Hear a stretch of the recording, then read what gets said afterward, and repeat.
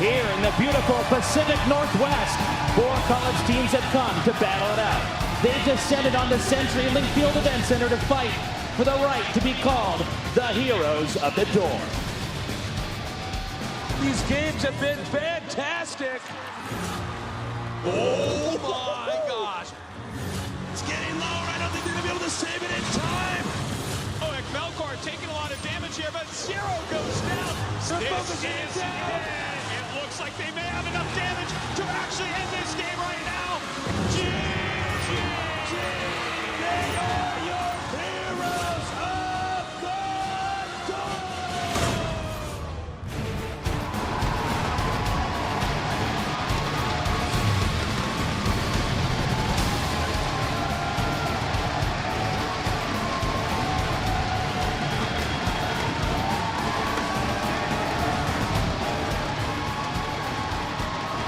Hello and welcome to the Heroes of the Dorm Heroic 4.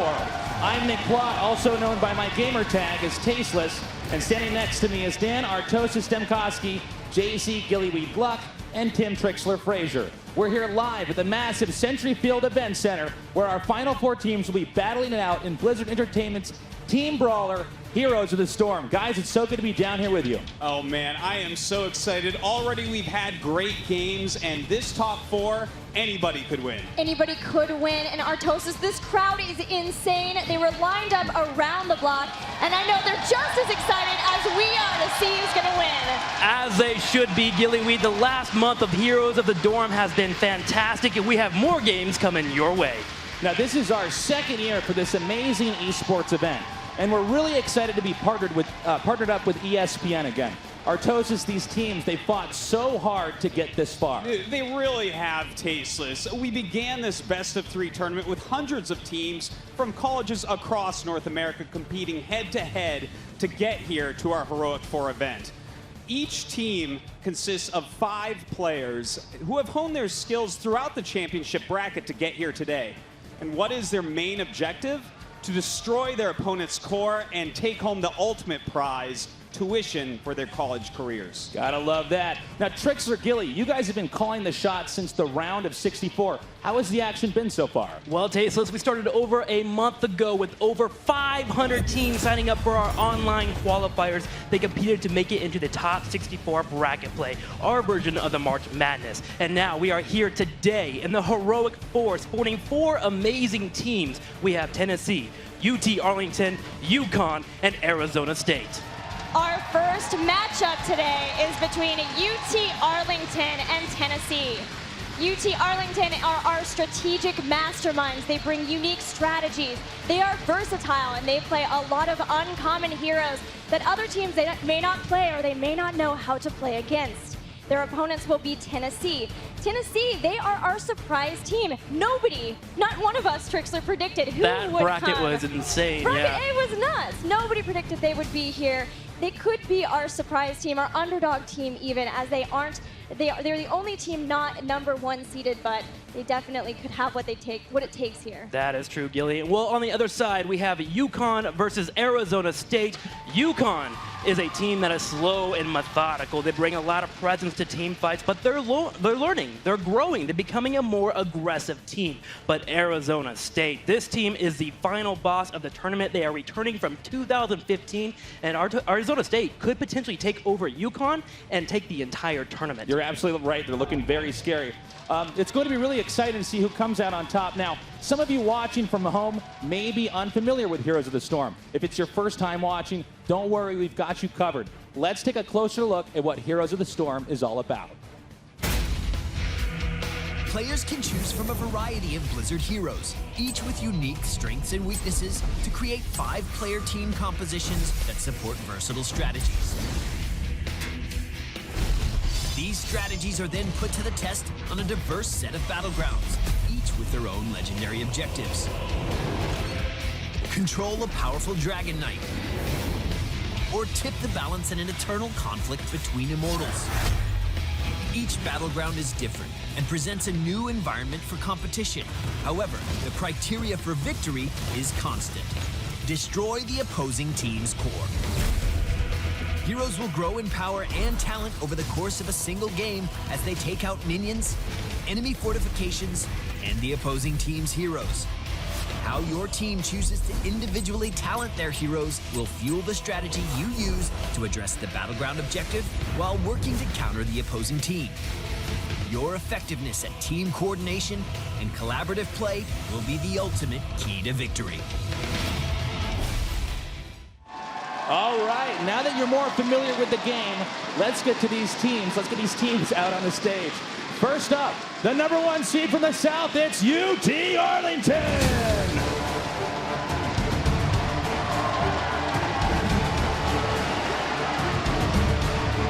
Introducing our players, DXN, Team Captain Huge, Gladius, Cure, and Miss. Make some noise for UT Arlington!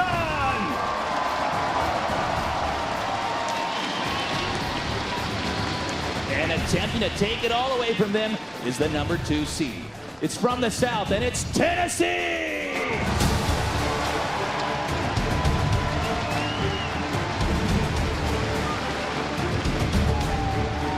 And here they are, Rolfocopter, Team Captain Gutslug from Gore, Mathiz, and BYD.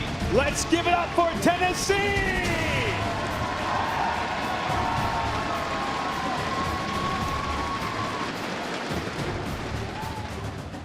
Looking at the stats we have for both of these teams from throughout this tournament, we can see that it's been a rougher ride for Tennessee to get to this point.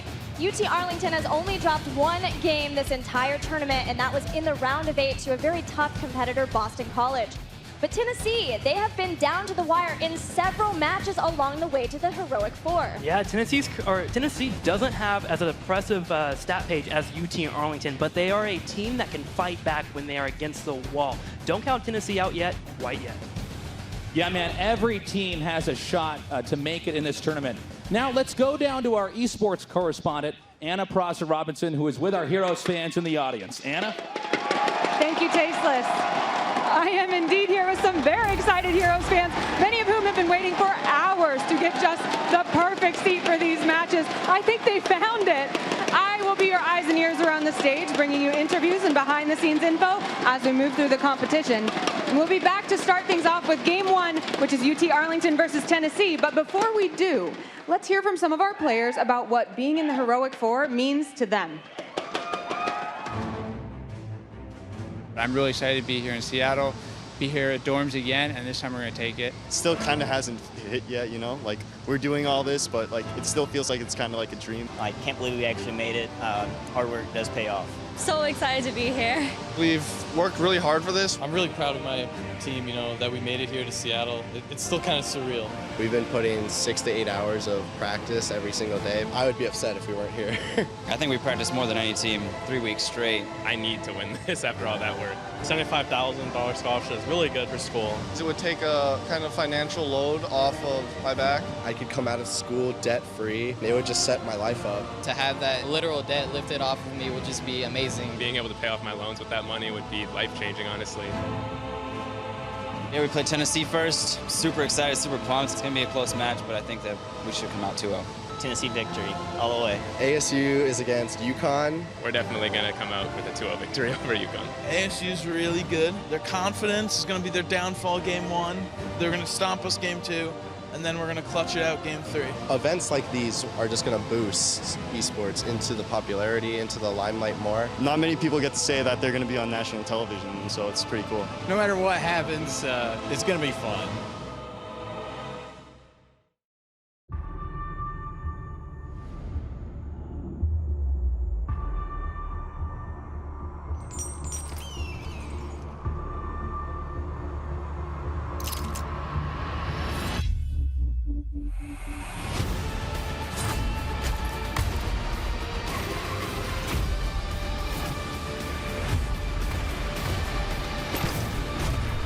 Overwatch. Play the free open beta on PC and console May 5th. Rated T for teen. It has begun. War is coming. If we do not unite, our world will perish. You might want to head home, big man. Well then, we better get going. will protect the kingdom. With this.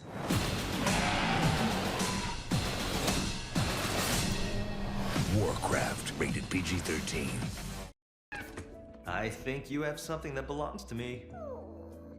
Come on, buddy. It's time I showed you something.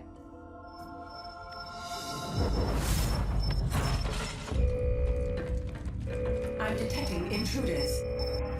Talon, Athena, kill the lights.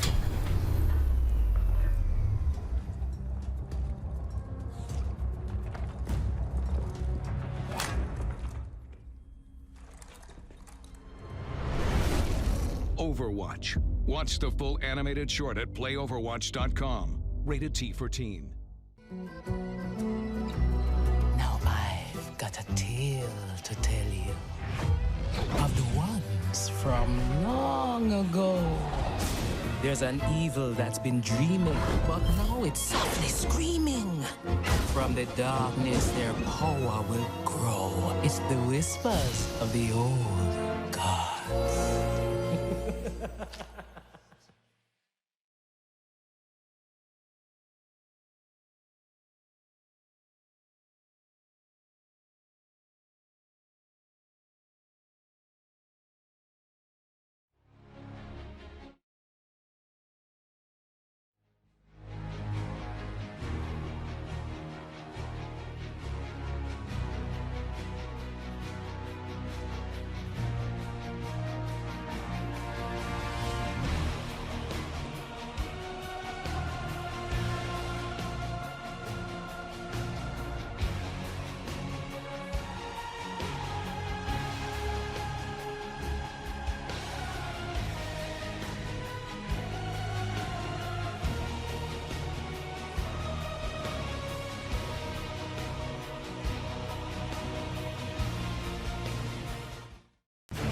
Heroes of the Dorm is brought to you by the all-new Audi A4.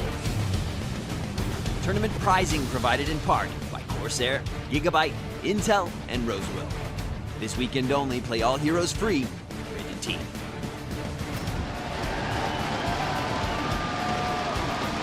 And we're back at the CenturyLink Field Event Center here in Seattle with our first two teams. It's UT Arlington and Tennessee. They are ready to face off. Yeah, that's right, Tasteless. Really excited for this match. Let's go ahead and take a closer look now at UT Arlington. Now, of course, on UT Arlington, we have Cladius, we have Huge, Miss, DXN, and Cure. Gilly, I gotta ask, who's going to be the playmaker in this match? All right, well, when you look at UT Arlington and you're talking about playmakers, you have to look at Cladius. I mentioned that this is a team of strategic masterminds, and Cladius is the mad scientist behind that. He's the one a lot of times who comes up with their crazy strategies, and often he's also the one playing the crazy heroes that other teams may not be as accustomed to, Artosis. All right, so Cladius, a very exciting player for us to watch here on UT Arlington.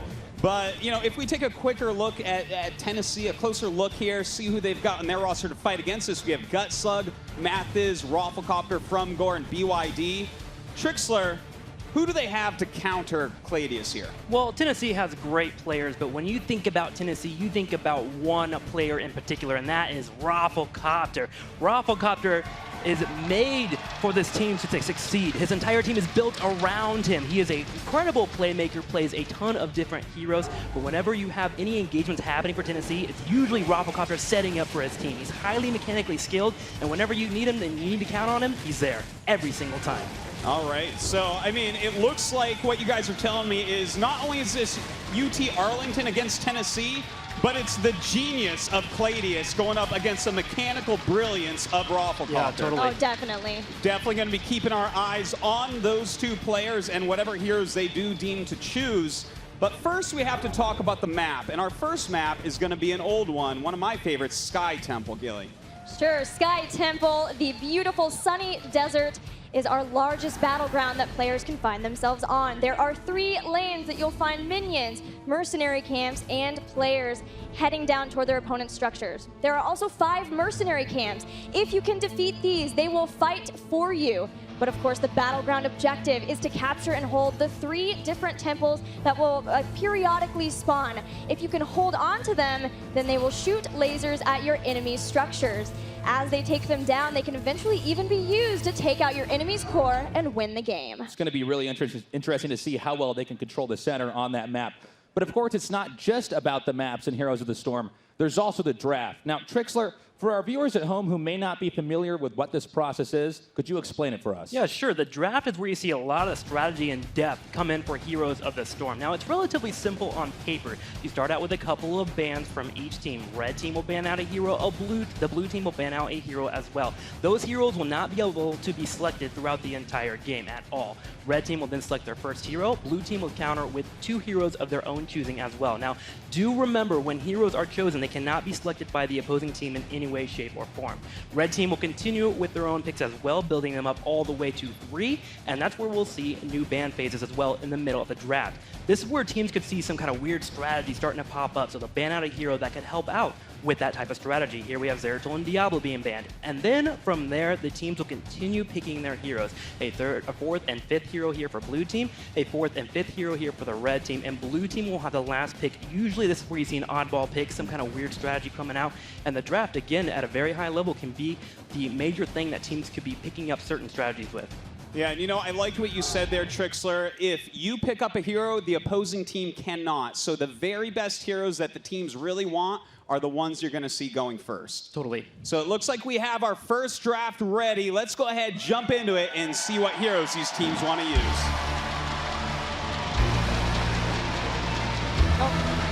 Don't forget, we are on Sky Temple. They will be prioritizing heroes who can really help them pick up those temples, maybe even fly across the battleground very quickly. So first bans here, Thrall and Fawcett are taken away from both teams. Li Ming will be the first pick up here for Tennessee. Gotta put that hero on Rafflecopter. Well, look at this. Muradin being picked up by UT Arlington, one of those strongest frontline warriors, able to take a lot of damage. With Muradin and Rhaegar too, they grab their support, they grab their frontline warrior, and also they're maybe hiding some crazy scraps after the next set of bans. Tennessee, they get Zul, a hero who goes very well with Li Ming and ETC. Tennessee looking like they want to dictate the team fights here with Zul and ETC. ETC can power on in, and now we'll see the next bans here. Uther has now been banned out here for UT Arlington, and the follow-up ban of Zeratul will be the choice here for Tennessee. Oh, I really like that ban of Zeratul. He's one of our cloaked heroes, very hard to see, can come and get you out of the middle of nowhere. But look at this, a huge lane pusher. Wow! Zagara and Abbott, they're focused on specialists from UT Arlington. I can't wait to see what that last pick will be, but first, Tennessee have 2 more to round out their 5-man comp. Tennessee looking like they want to get that split pushing capability here with Sylvanas being picked up as well, and the final pick will be Karazim for Tennessee. What will UT Arlington go for the last hero? Oh, wow! It looks like the last hero here for UT Arlington will be Artanis. This is one of those frontline warriors, but one of those that you don't see very often in competitive play. Yeah, I don't mean to be biased, but Artanis is the best hero in the game by far. Wait, totally kidding. Murky. Yeah, we don't see him often, but Artanis is a durable warrior that needs to get in the middle of those fights, and he needs support of his teammates. This will be very, very fun to watch for game number 1 of the tournament. I'm really curious. So we had a lot of funny, crazy picks back there. Is there one team that is favored over the other here, Artosis?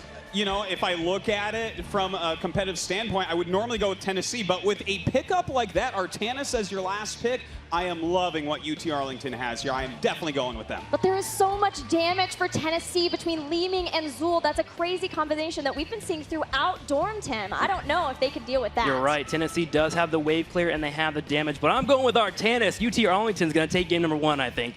All right, well, I have some good news. Our game is loaded up, which means we're ready. This is UT Arlington versus Tennessee on the map Sky Temple. All right, on the left-hand side of the map, in the blue, we have Cladius on Artanis, Huge on Rhaegar, Mist on Zagara, DXN on Abathur, and Kira on Muradin. Make some noise for UT Arlington! And their opponents on the right-hand side of the map in the red, we have Gutslug on Sylvanas, Mathiz on ETC, Rafflecopter on Li Ming, From Goron Zul, and BYD on Karazim. Let me hear you cheer for Tennessee!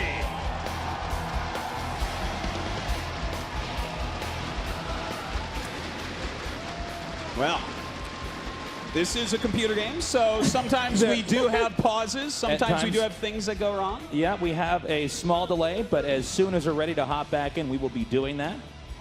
This can be for a variety of reasons, but especially when you got guys like this that don't have as much experience in maybe playing in front of a big audience. Maybe they had some of their settings not properly connected. I know we've experienced that in some of the StarCraft matches we've casted as well. So we'll see. Once we're notified what the issue is, we will jump right back into this game.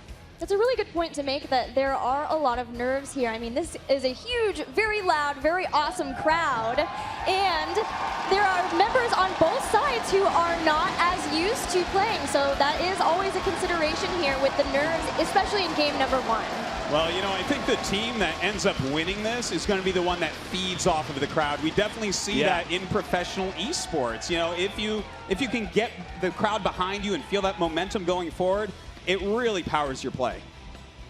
Let's go and take a closer look at some of our other players here. Let's talk about Huge for a second. Here is Huge. This is the team captain for UT Arlington, and I love how he is a leader for his team. Just the fact that he's not, you know, the loud, boisterous leader, but still has so much respect from his teammates. Even in the way, just when we were talking to them, you could see that. All right, well. We are back, and I have been told the game is ready to go, so we're going to hop back in this. Let's get hype once again.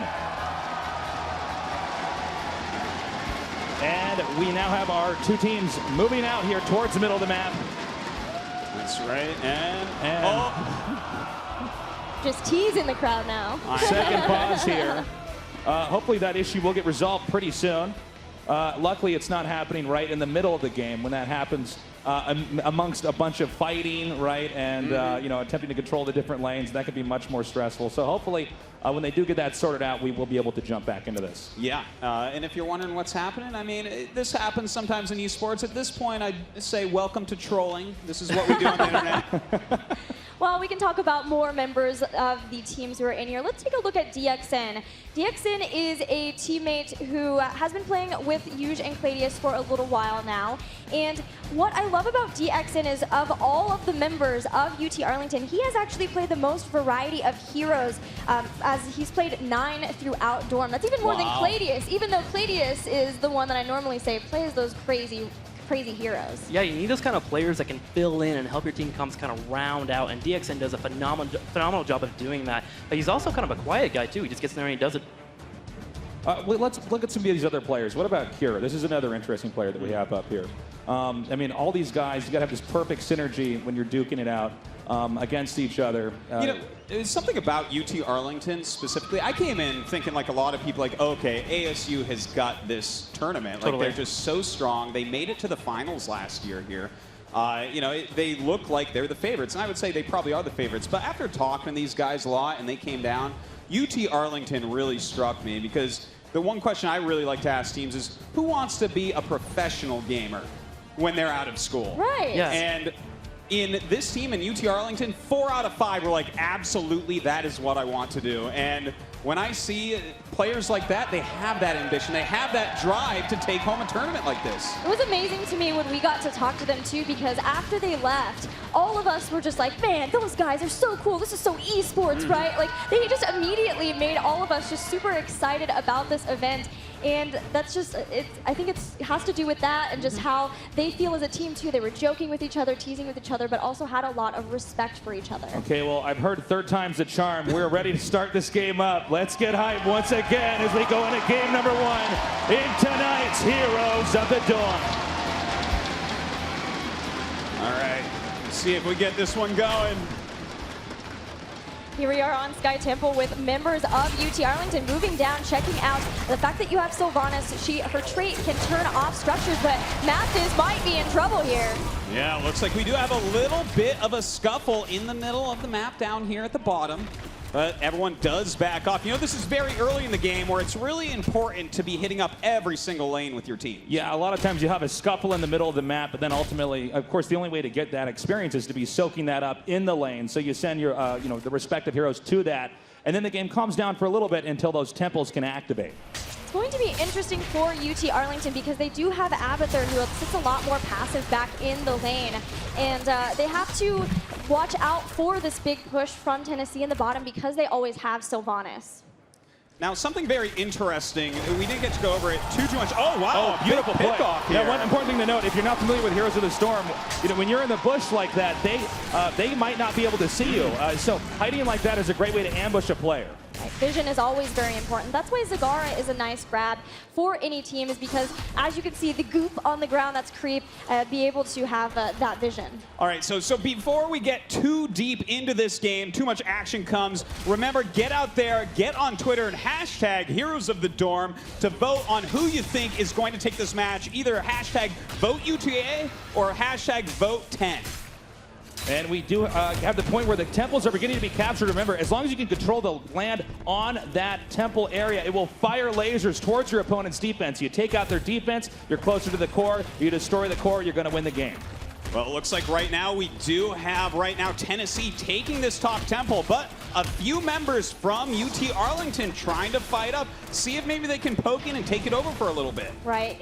Even if they can just delay it for a little while, they will finish getting all of the shots from this bottom one, and they can maybe go up to the top lane if they wanted to and try to fight them at the top. But realizing that they're pretty close, they're just going to go ahead and get back to their lanes faster to start getting that experience. That's right. And looking at the game so far, it looks like UT Arlington actually does have a little bit of a lead. If you look at the bottom here, you see two numbers, 5 and 4. That represents the levels of these teams. The higher your number, the higher your level, and the more powerful your teammates are. And of course, what we really want to watch for with that is who's going to get to level 10 first. At level 10, you get your heroic ability. In other words, your most powerful ability, and that can really turn the tide of a game. Oh, Yuge is in trouble. Master is trying to push him back to their teams, but so far they do actually take out Sylvanas versus UT Arlington, coming ahead in this fight.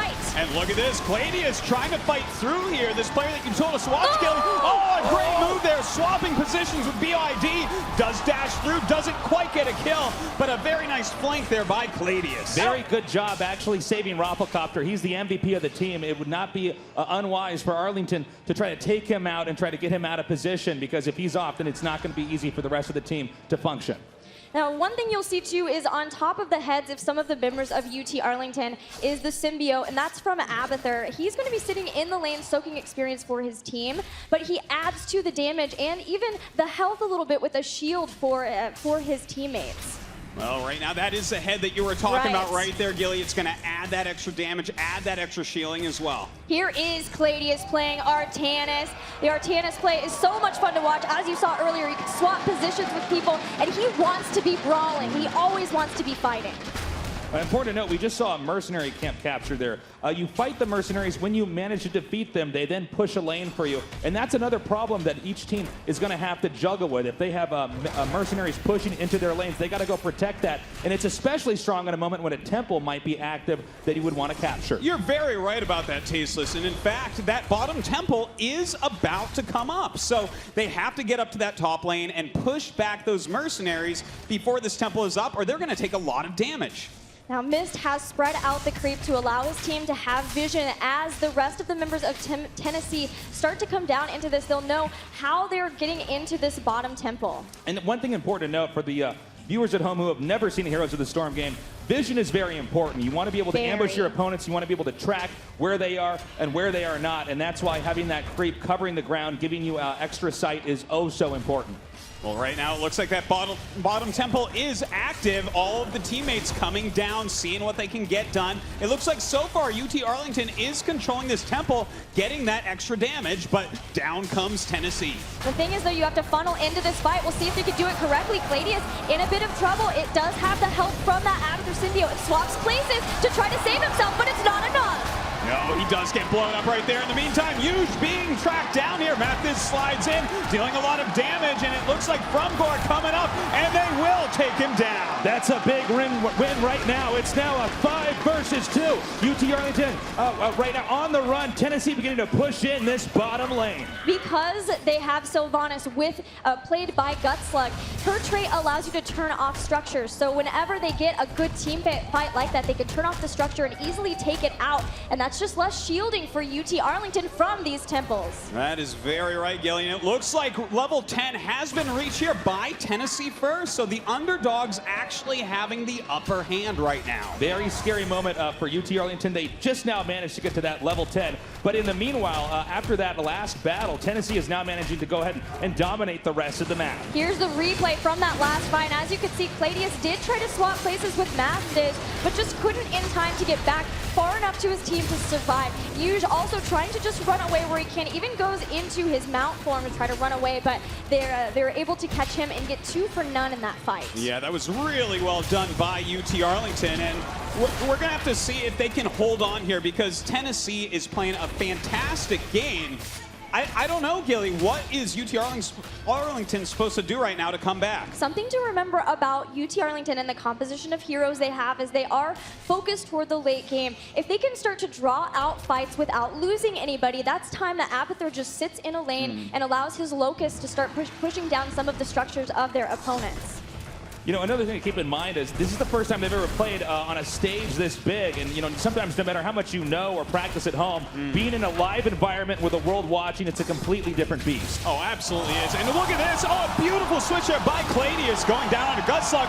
Mathiz going ahead, using his mosh pit, making his opponents dance, but no one there to help. Nobody could help follow up, and now they're chasing him. The Purifier beam burning through Mathiz's health bar, and yet another kill for UT Arlington. Wow, Cladius really showing what you were talking about there, Gilly, making some big plays for his team so far. Yeah, that was a great job driving them back there. Tennessee maybe being a little bit overconfident here. The XN going to need to get out as quickly as possible here. Now, something I want to point out is that all the heroic abilities for the teams are very standard, except that Sagara has not chosen hers yet. They might be trying to hide something. Okay, something very important here. We see a fight in between what's called the boss. This is the strongest mercenary. If you manage to capture him, you have a very, very powerful lane push. But it looks like amidst the fighting, they were unsure about fighting in between that and had to back up. But we may see that play a central role later on in this game. Yeah, you're very right about that, Tasteless, but you have to be careful when you take the boss. It is super powerful and will deal a lot of damage to your team. So if it's your team against the boss and your opponent's team, you'll lose for sure. You can sometimes even use it as a way to bait your opponents to have to fight against you, and that may be something we see from them too. But this fort is going to drop. Clady is still going after Mathiz, does not want to let them have that fort for free.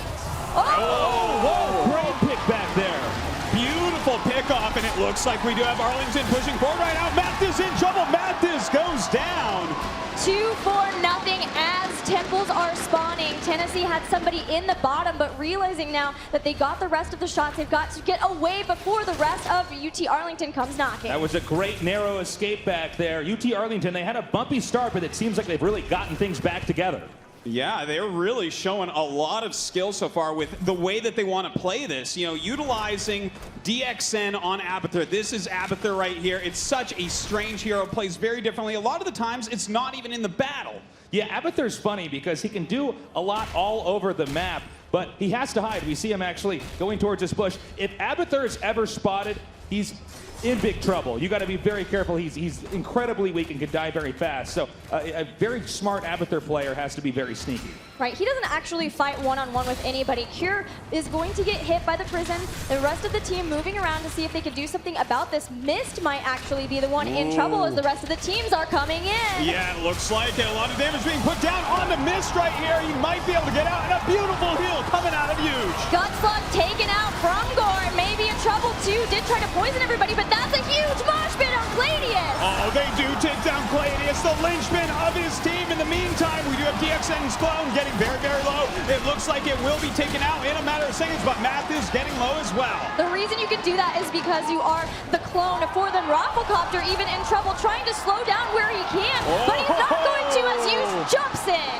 A great pickoff right there, and in fact, they might not be done yet.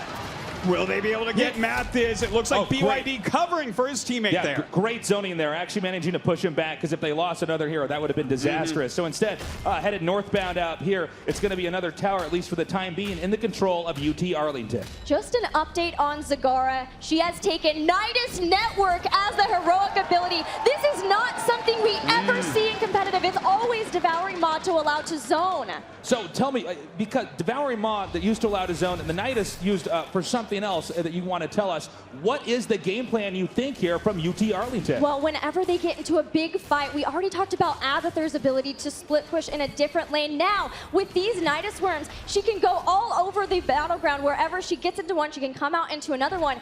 And yet another big split push from them. They're just looking to try to distract their opponents to allow her and Abathur to push down a lane.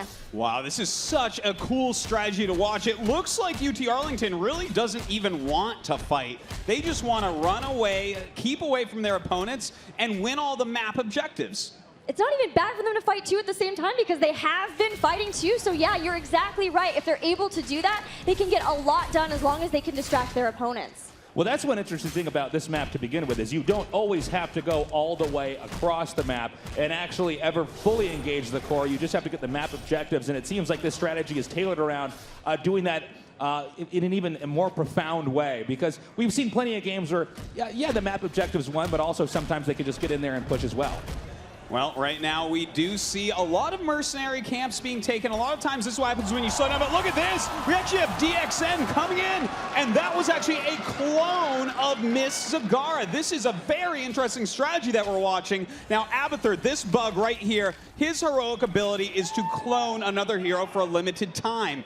He just cloned Zagara to be able to get into the back door and start attacking important buildings for Tennessee. That's so right, Artosis. And now because of that, Tennessee are kind of put on a timer where the longer they allow this to happen, they are just going to lose their structures. So they're going to have to start trying to make something happen.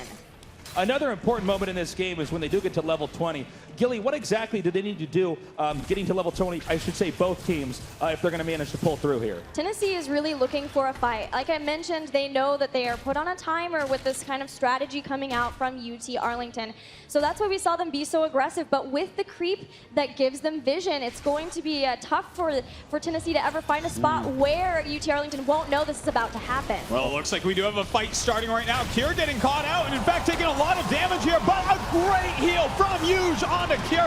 Does stay alive right now. Mathis is hit by the Purifier Beam, went for a mosh pit, but that puts him where he's standing still. He gets taken out too, and Cladius is on the hunt. Rafflecopter getting saved, but can he get away from that? Oh, Rafflecopter running in the wrong direction right now towards his opponent's teams, and it looks like Huge is all over him and should be able to take him out. It's going to be a one-on-one. Disintegrate comes out, but with the help of Abathur Symbiote, Huge does take out Raffle. And with a win like that, that's going to make getting these map objectives that much easier. The tower's reactivating, the hero's now spreading out, and now we have another engage over here. Looks like he might be able to escape here, but going back up to that top tower is going to be ideal. Remember, once these structures are destroyed, the defensive structures, you can't remake them.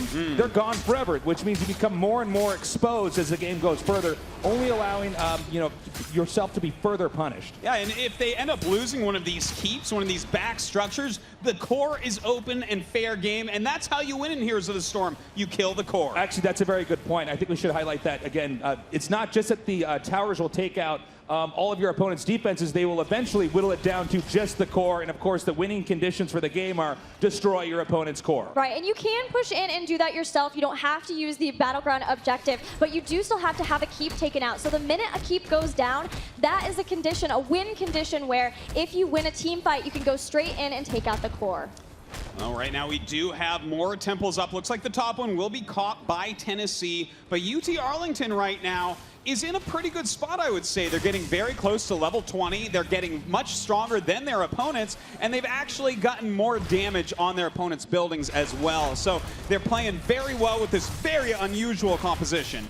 Right, you are, but for at least Tennessee, now is a time where they can get some of the mercenary camps. Unfortunately for them, this is a time when they want to be getting into a big fight, and they're just now starting to get back out on the map. Again, important to note, level 19 to level 18. Now, level 20 is a big game changer here. Your whole team is much stronger at that point. UT Arlington on the brink of that. Tennessee is going to have to hang on until they can catch up. Right, that's exactly why we see them being so aggressive here, because they know that their opponents are still at the same point. They're on the same talent tier, but once UT Arlington gets to 20, they're going to have a talent advantage over their opponents, and it's a big one where they won't be able to really feel comfortable fighting against them. And it's a great move here that we see from Tennessee, chasing down their opponents, despite the fact that they're slightly stronger right now, because they don't want them to be a lot stronger, which is exactly what's about to happen. Yep, they are about to pick it up right now, and look at DXN. This is the clone, has found a keep, and the first keep of the game goes down. Wow, that is a great pickoff there by DXN. When you get this keep, suddenly we have catapults in that lane pushing, making it much, much stronger. Important to note that with the first line of defense is destroyed, a lot of these players are really in the dark here, but hold on, we have another takedown here. Great play by UT Arlington. Tennessee on the run, and we have the map objectives about to start up yet again. Just be one temple here, though, so it may be something where Tennessee can feel okay fighting, but their options are running out. They might have to take this fight even though they don't have 20. And important to note is the farther along you get in the game and your team becomes higher and higher in level, you are also penalized at the same time by having a longer death timer. Oh, and Avatar just gets caught! Wow, that was a big kill there by Rafflecopter. And just like we see there at the bottom left-hand side of the screen, 57 seconds before Avatar can even be in the game again. Yeah, the longer the game goes on, the longer those respawn timers get. In the early game, it's okay to lose somebody, but into the late game, with someone down for 60 seconds, that becomes a really big problem. But there's still the boss that was grabbed by UT Arlington, so that's something that Tennessee will have to deal with. That's going to be very tough moving forward because of this. Now, we do have that boss pushing in the bottom lane while there's a temple up as well. Tennessee getting very close to that level 20. But look at this. We do have Cladius actually going after Rafflecopter right now, the two players you told us about. Oh, Rafflecopter barely gets away, but the Purifier Beam is coming out. Can he escape from it? He can't. Rafflecopter goes down. Now, BYD taking a lot of damage as well. We do have missed jump forward there. Does pick him up. Matt is in a lot of trouble. Cladius switching positions, and bam, goes down right there. That is 4 heroes dead on Tennessee. And this is an ideal moment for them to go for the jugular. They're now pushing in right now. Only Gutslug hit a defend, and Gutslug goes down as well. They are exposed and getting closer to the core. And it looks like they're going after the core right now with no one else to defend. It looks like they should be able to take this. All 5 heroes here for UT Arlington attacking it down. Tennessee with no one to defend. The core is getting lower. If they lose the core, they lose the game, and it goes down. GG! Wow, just fantastic play out of UT Arlington there, bringing out a strategy that we just never see. That was a crazy, crazy strategy indeed, Artosis. I cannot wait to hear from Trixler what he thought of that and maybe even get to see what exactly happened to allow UT Arlington to get so ahead in that game. Yeah, Zagara and Avatar were huge in that entire battleground and that team composition. The entire team composition was set up for the late game. The Artanis pick really gave that away. Artanis is a hero that when he gets into a fight, he stands there and he has the side blades and he can't run away, but boy can he fight.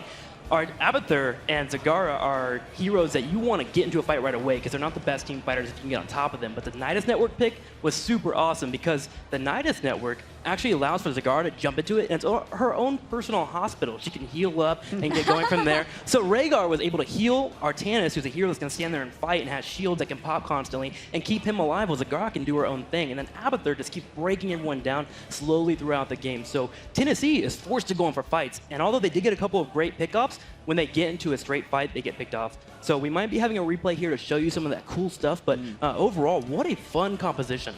Yeah, that was just awesome to see, actually. Yeah, actually, here is one of the replays. Watch Zagara down here in the bottom left. She actually had not picked her heroic yet until around this moment. As soon as she did get focused, she actually came in here, dropped her Zagara network, and came out of it full health because she dropped it down the bottom left, allowed her to come in from behind and help start getting these fights down. And then with Yuge and Artanis chasing down these heroes, they're able to finally start picking apart Tennessee. So the composition is one that really requires a lot of coordination, but one that UT Arlington can pull off because they're such a unique team. You know, that was just fantastic to see. I've watched so much professional Heroes of the Storm, never seen this strategy busted out in this way before, but they did it so well. And this is kind of harkening back to what I was talking about before. UT Arlington, these guys are my pick to take the whole tournament. It's funny because I ran into them before this and they were like, get ready for our draft. I was not prepared, but that was really awesome. All right, guys, well, that was game number 1 out of this best-of-3 match. It's still anybody's game. Let's throw it down to Anna in our audience, who has an interview for us. Anna. That's right. Thank you, Tasteless. I am here with Pally Time. How was that last game? We saw Nidus Network being picked. Did that surprise you? That's a strategy that was really big like a year ago and then completely stopped. Like, no one did it anymore at all. So it was really cool to see it used again in some pretty competitive play. Yeah, and you know this scene pretty well because you are a Heroes of the Storm content creator. For those who might not be familiar with our scene, what does that mean that you do?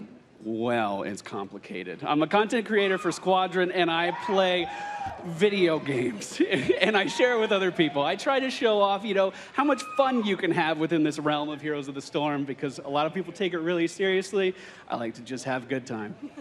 And we are all having a good time here. I've seen you at a lot of live events for Heroes of the Storm over the years. What makes this one special?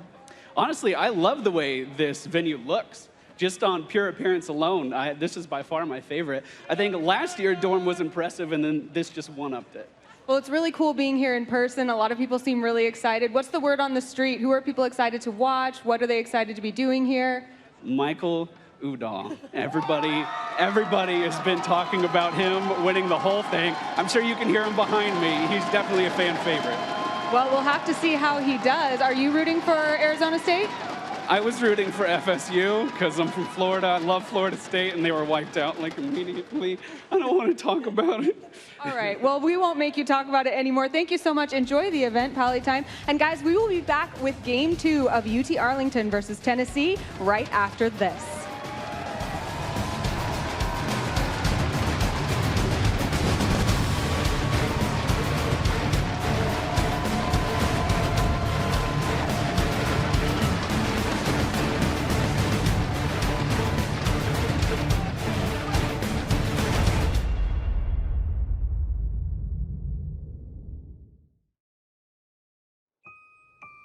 When I was a girl, I had a fear of spiders. I was told they felt no emotion, their hearts never beat. But I know the truth.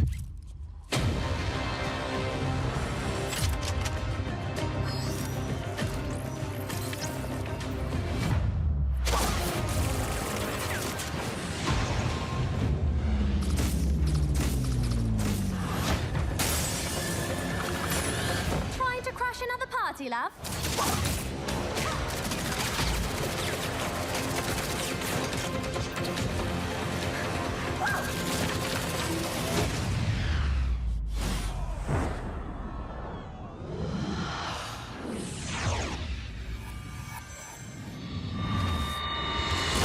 Overwatch.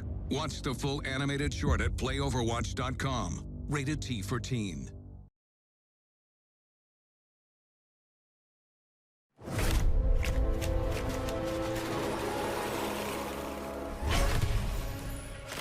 There was a time long ago when I fell under the influence of treachery and darkness. I now go into battle, redeemed by the purifying power of the light. I am Lady Liadra, and when I shine the light's wrath upon you, there will be nowhere to hide.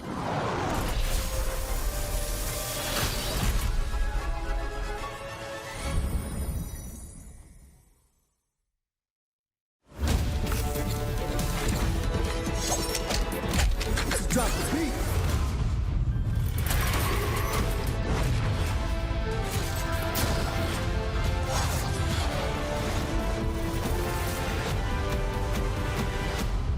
The world could always use more heroes. Overwatch. Coming to PC and consoles May 24th. Pre-order now and get early access to the open beta for you and a friend. Where am I? You're wanted for treason. I've always been loyal to the Dominion. Rogue Agent, send reinforcements immediately. All hands to battle stations. Our scans show that your memories have been altered.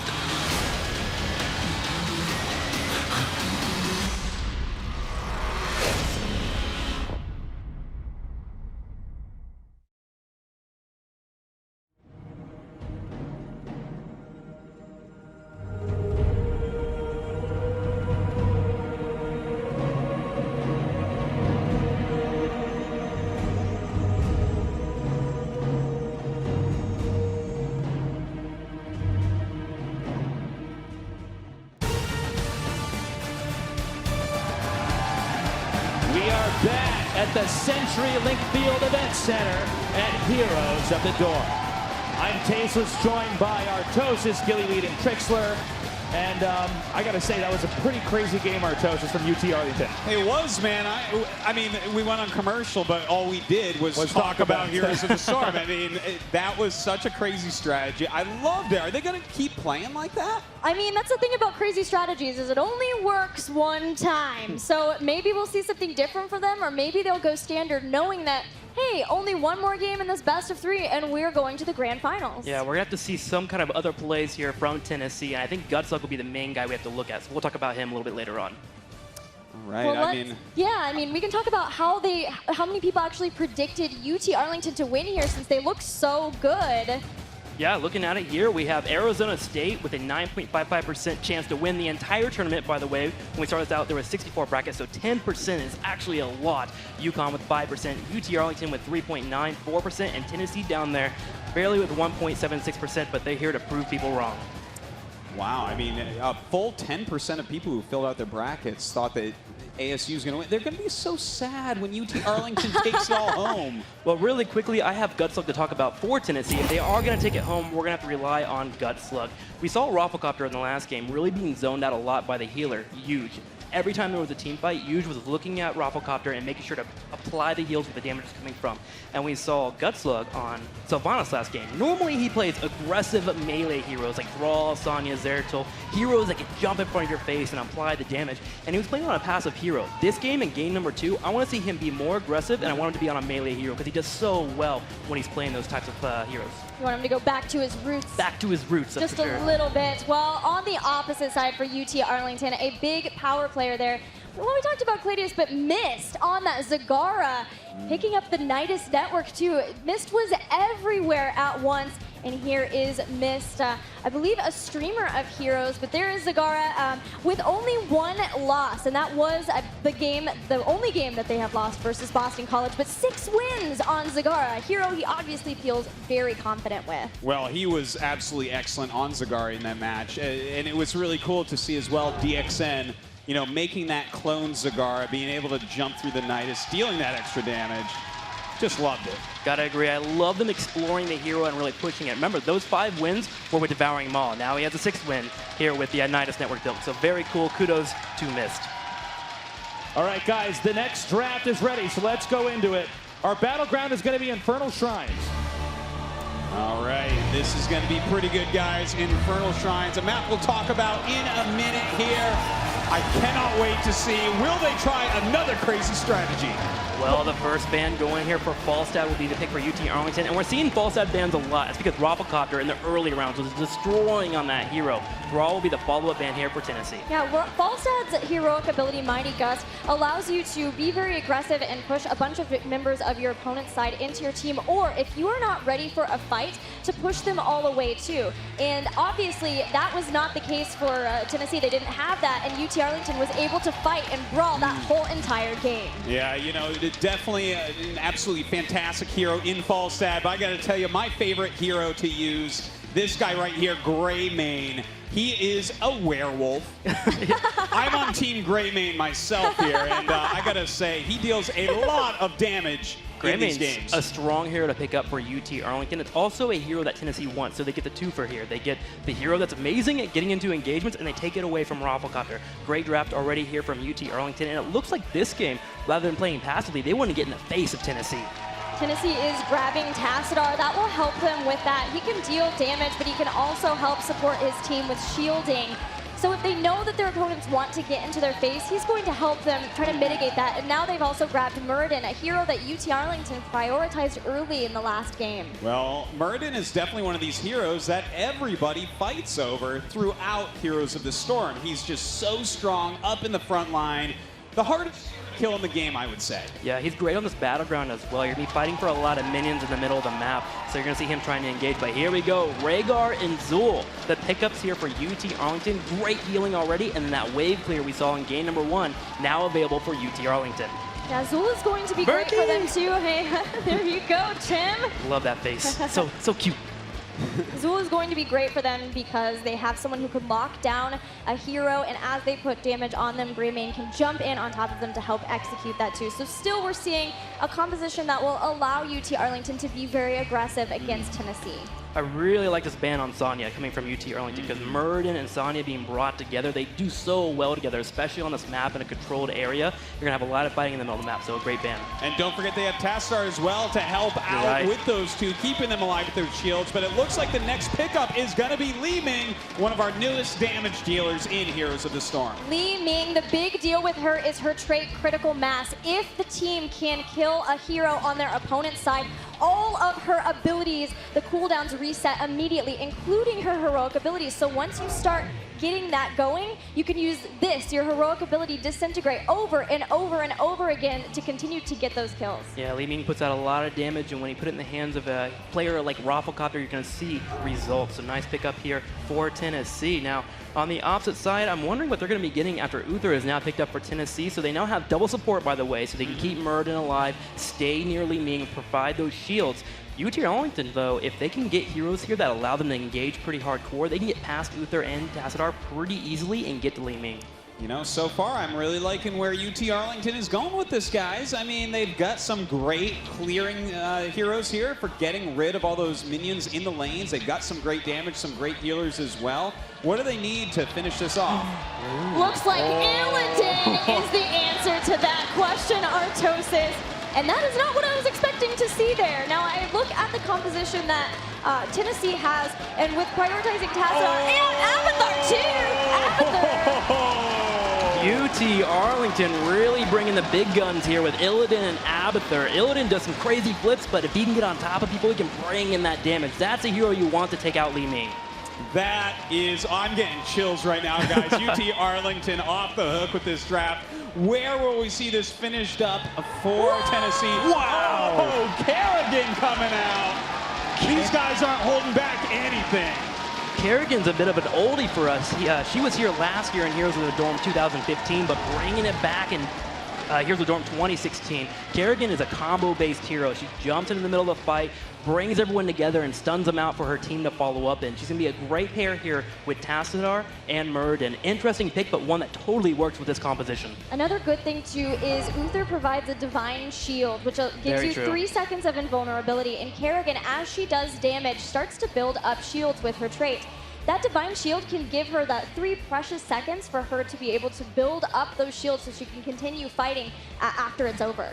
Okay, so it's not just about that draft, though, which, by the way, is really exciting. It's also about the map they're going to be on. In this case, it's Infernal Shrines. Gilly, can you tell us a little bit about this map and how it operates? Of course I can. Here is Infernal Shrines. It is another 3-lane battleground. And once again, we'll see minions, mercenaries, and heroes pushing down into the structures of their opponents. There are also, again, 5 mercenary camps, 2 on each side, and then a neutral one in the bottom of the center. And again, you can capture those by taking them out, and they will take out your opponent's structures.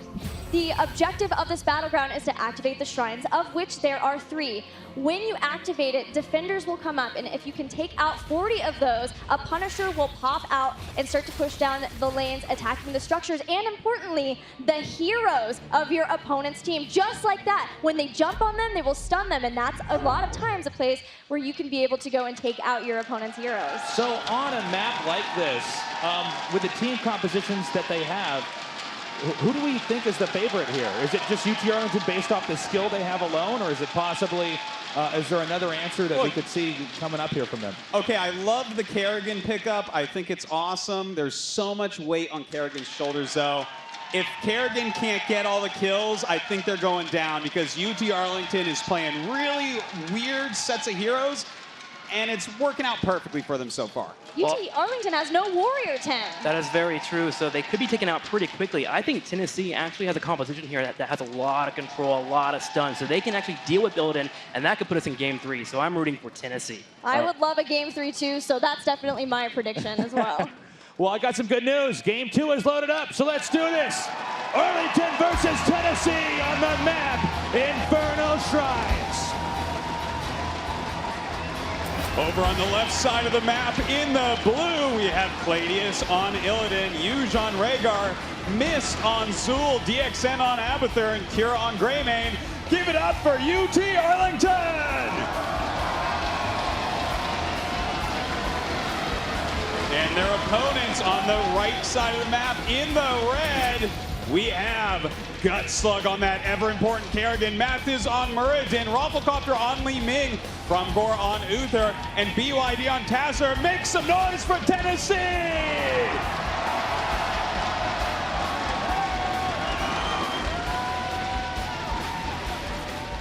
Both teams starting toward the center of the battleground with a Kerrigan. She's such a good hero right out of the gates at level 1, so they really want to try to catch somebody from UT Arlington, and UT Arlington know this. They're playing very safely here. Well, I think they realize, with that Kerrigan out, things could go south very quickly. One of the most aggressive heroes in the game. And it looks like now they are going to be rotating back into their respective lanes to soak up some XP. Now, there's an ambush waiting right here, like you guys are saying. And note they rotate back and forth as they're trying to see, is there any one hero that's exposed that we can jump on and beat up, maybe take out and get an early game advantage? Well, it looks like UT Arlington too smart for this, backing up. So before this really gets crazy with Gutslug jumping in, get on Twitter, hashtag Heroes of the Dorm, and let us know who you're going to win. Is it going to be UTA, hashtag vote UTA, or Tennessee, hashtag vote 10? All UT Arlington need to do is stay safe, not lose too many heroes here in the early game, or else they could find themselves in a position where they're starting to get so far behind that they can't contend at those battleground objectives. And this is also an indicator that UT Arlington has completely read what Tennessee is trying to do at the start of the game. So they're being very intelligent, staying back, playing it safe, and just not overextending. Oh, but look at this, Gutslug going for it. Oh, and he does end up missing. A nice dodge there by Yuge. The dodge was great.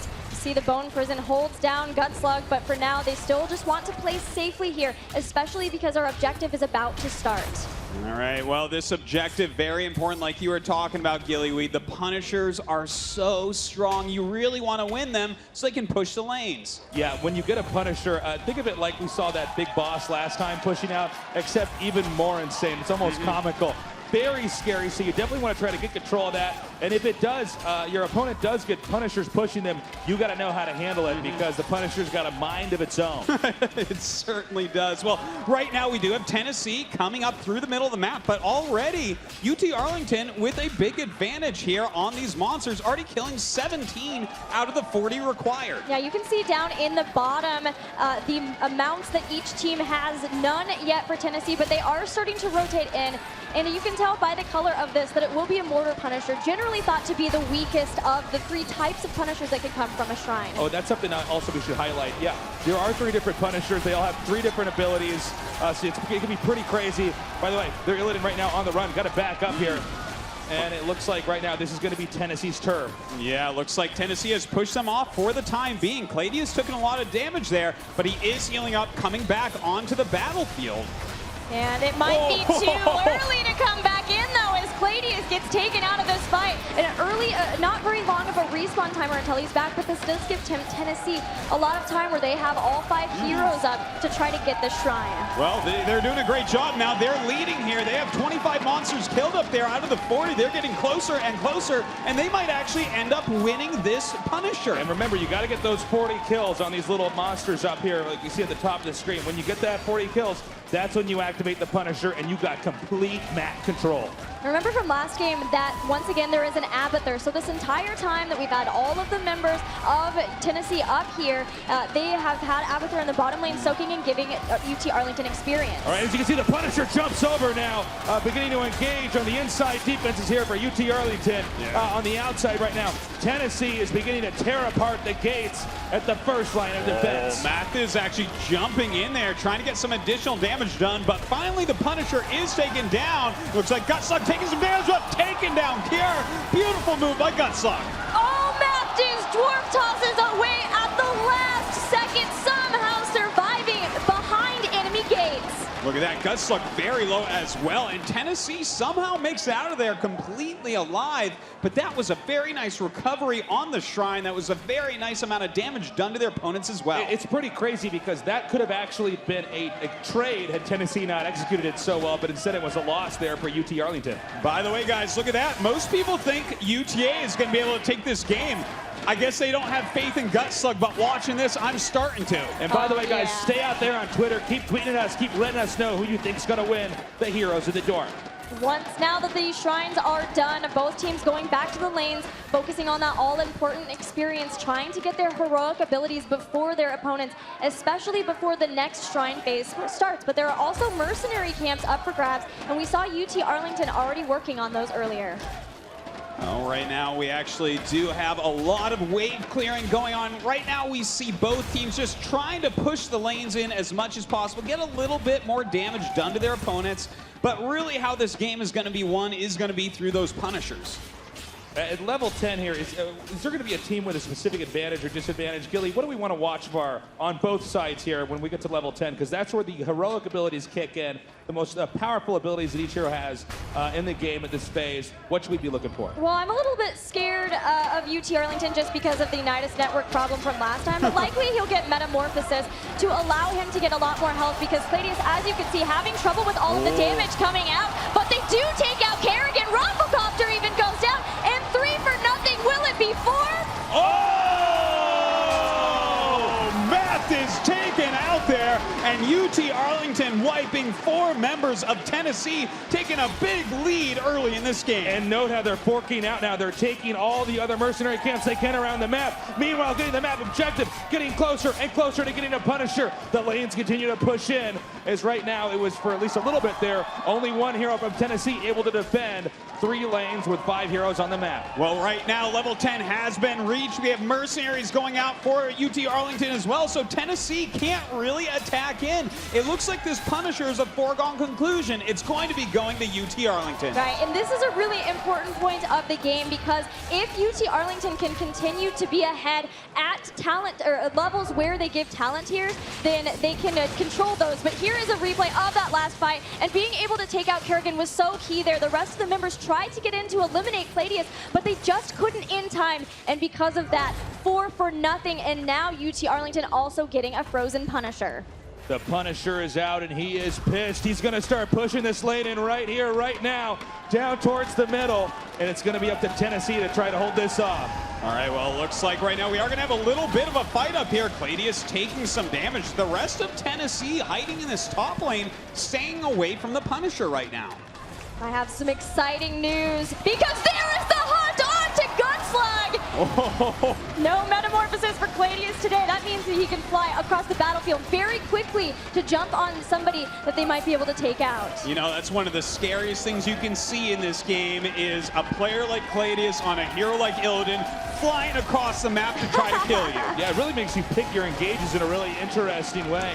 Another mercenary camp taken here. Really, things beginning to spiral out of control, and another kill. Great play there by UT Arlington. And again, guys, remember, as the game goes on for longer and longer, the death timer gets longer as well, which means if you're in late game and you lose 1 or 2 heroes, you're severely penalized. You know, it really feels like UT Arlington is just picking Tennessee apart. Tennessee keeps losing heroes left and right. Anytime that a hero is left out alone, they just jump on him and blow him up in a matter of seconds. And that's even more of a concern with the hunt from Illidan because he can always fly in to find somebody who is out of position like that. And because of this great advantage they've gotten in a couple of team fights, now they've taken out 2 forts and they have a very good experience advantage at 13 to 11. Yeah, it's a tough phase in the game here to catch up. And for our viewers who just joined us, remember, you get experience by taking out enemy minions, winning team fights, taking out enemy structures. So you have to manage to do that somehow, some way, or your opponent's just going to get further and further ahead. Look at this. It looks like they're trying to come back right now. Yu's taking a lot of damage. Gutslug doing what he can. We have Gladius jumping in, and they do blow up Fromgor. Gutslug right now taking lots of damage. He does fall, but not before stunning the opponent team. Now Yuj trying to block Mathis from running away, but I don't know if it'll be enough. Beautiful blocking back there, using his hero to stop his opponent from trying to get away. And now they're closing in, and it's a kill. And it might as well be say goodbye to that core, that top defense just in a little bit here. He took a pretty bad beating.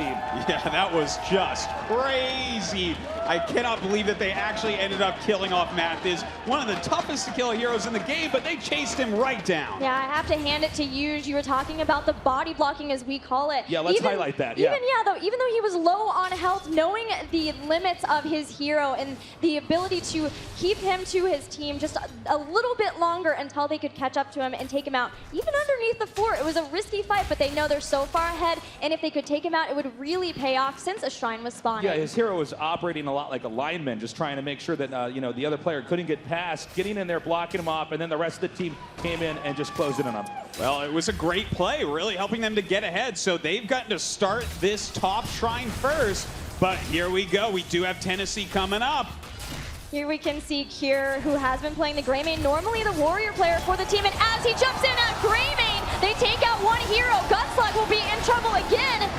And it looks like he does get some kills. Fromgor trying to get out of here, healing himself as much as he can, but DXN's clone going in, and they do get that kill as well. Mathis trying to escape, but oh my god, UT Arlington just so strong. Trying to get in front, Mathis barely escaping behind the defenses.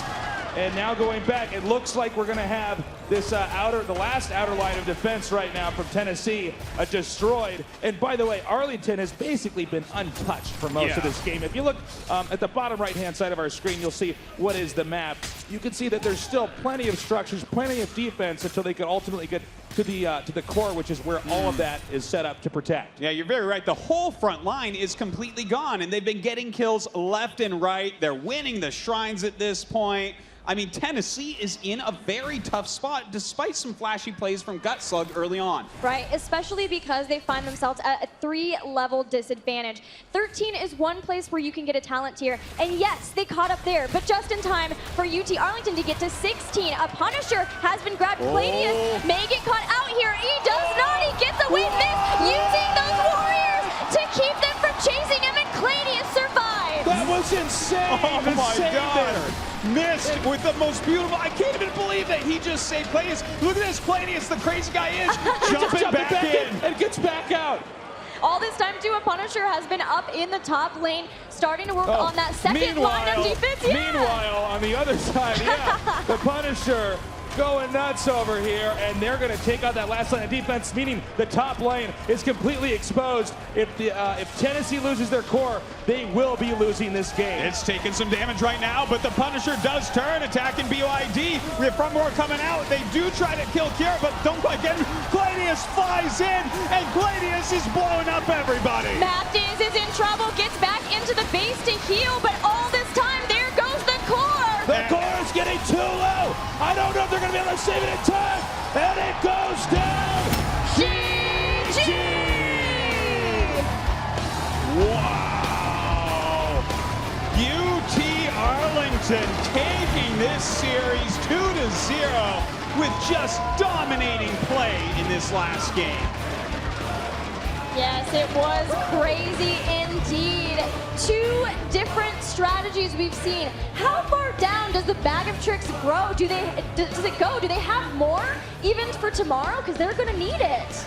I mean, I don't know if they're done showing us what they have. They're making it look easy right now, and Tennessee's a fantastic team. They went through so many great teams to get here. UT Arlington is being impressive. If you're a fan of them, you got to enjoy what they have already brought out in this entire tournament. The 2 games that we just watched were creative, unique strategies that are blowing up on screen. You can see why they are so strong. They have the teamwork, and they have the coordination to make them all work. I'm loving this team already. In fact, I think they maybe have a chance against ASU or UConn. Whoever comes out tomorrow, I think they can maybe take the tournament there, just seeing what we've seen so far in 2 games. The play was even impressive too. Like, it's not like it was just a crazy strategy that was enough to throw off without very impressive play. Missed with that save on Zool, somehow keeping Cladius alive there so that they had all of the members and you could hunt in at the end of the game to have everyone there to get the core is just incredibly good play from them. The teamwork is just out of control, as you said. You know, they're all getting each other's backs all the time. They're all trying their absolute best to hunt down their opponents and then helping them out. Like when we saw Huge body blocking the entire time, running in front of Mathiz, he just couldn't get away and his team jumped on it. The hunt is a heroic that you don't see often. But them using it, especially without having a tank or a warrior, allow them to isolate targets. Here you see them do it in the bottom right by the core. The hunt just comes in, and from Gore, there's nothing he can do there. He gets locked down by Zool and missed at the kill right away, and the entire team at that point just turns around and focuses the core. What I do love about Cladius, though, is he is not afraid to go down to 10% health. He will just stay in there, apply those auto attacks, and really believe in his team to help him land the kills they need to do. Nice job by this team. Yeah, that was pretty awesomely done there by Cladius. I can't believe how low these guys are getting, and they don't leave the battle. I get that low, I'm out of there, guys. You can't count on me anymore. I am gone.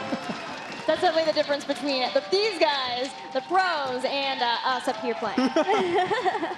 Well, let's talk a little bit about our next match that we got coming up here.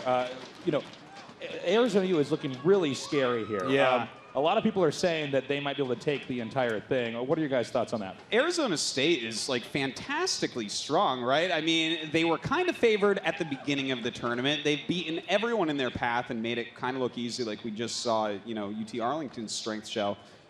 I don't know. I think that they probably have an edge over UConn. Wouldn't you guys say? Yeah, they totally do. Arizona State is a team, though, that's coming in super confident. They've been using mental warfare on their teammates here, or their opponents, just constantly talking about how confident they are, how they're going to take this tournament, how they're going to win it. Could overconfidence be the thing that UConn really uses here to come back and win, maybe? It's going to be an interesting match to watch. But first, let's go to an interview with Anna at the desk. Anna, take it away. Thank you very much, Nick. I am here with UT Arlington and the captain, Huge. Now, Huge, the crowd went wild over some of those strategies. Yesterday, you told us you had some surprises for us, and we saw that in the talents. Tell us about those choices. So we practiced a lot, and we really wanted to pull out some really fun strats for you guys. We were really excited, and we just ran them. The crowd says thank you. Now, Cure, I wanted to ask you, all of your team, I think, is part of UTA Esports. You all are very involved on campus in esports, and I think most of you have aspirations of being pro gamers. What does this kind of success mean to those dreams? I mean, for us, you know, all of us really want to go pro after we finish undergrad. And so, you know, first of all, to compete in this competition is, you know, an honor for all of us to represent our school. But also, you know, the chance to win full tuition, for us, that would just be a huge load off our shoulders so that we could really pursue, you know, professional gaming and doing this full time. Like, the energy here is amazing. It sure is. Now, beyond just those esports dreams, I know that this tournament means a lot to you guys personally. And DXN, I wanted to ask you, I know you dedicated this tournament to someone special. Who was that and why? It would be to my older brother because he played video games so he's like 10 years older than me. He played video games in a time when people looked down on video games all the time. And he recently passed away 2 or 3 years ago before esports really jumped off. And it's just why I dedicate this to him. Well, you're doing very well at it so far. You guys have moved out of the Heroic Four now. You're moving on to the grand finals. Who do you hope you're going to face there? Honestly, we hope we face UConn. And why is that? Well, you know, everyone's expecting ASU, and, you know, to see some new faces instead of the favorites is always, you know, the best. And I really hope they, you know, show us their stuff in the next game. All right, well, I hope so too. We are going to see a great match, the one we've all been waiting for. Up next, it's going to be UConn versus Arizona State. We'll be right back with that after this.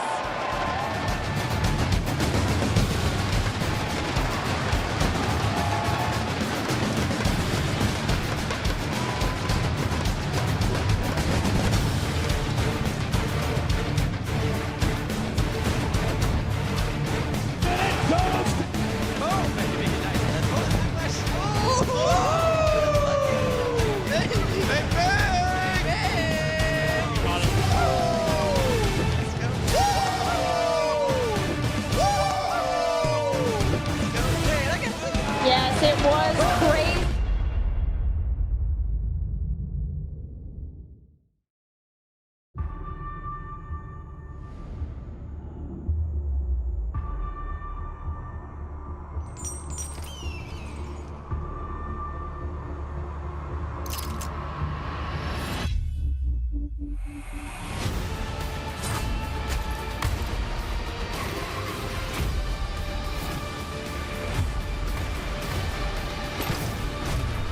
Overwatch. Play the free open beta on PC and console May 5th. Rated T for teen. It has begun. War is coming. If we do not unite, our world will perish. You might want to head home, big man. Well then, we better get going. We'll protect the kingdom. With this.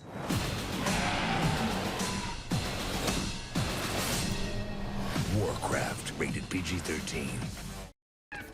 I think you have something that belongs to me. Come on, buddy. It's time I showed you something.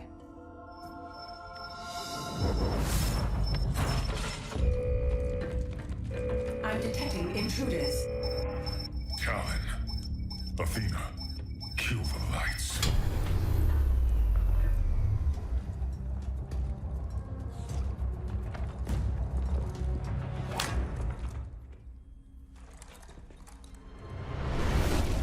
Overwatch. Watch the full animated short at playoverwatch.com. Rated T for teen. Now I've got a tale to tell you of the ones from long ago. There's an evil that's been dreaming, but now it's softly screaming. From the darkness, their power will grow. It's the whispers of the old gods.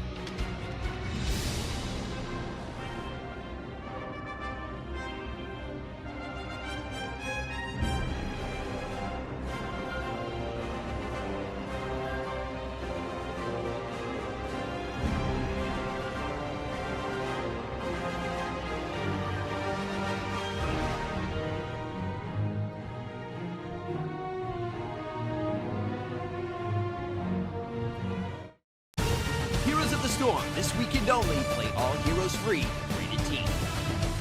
Player apparel provided by Jinx.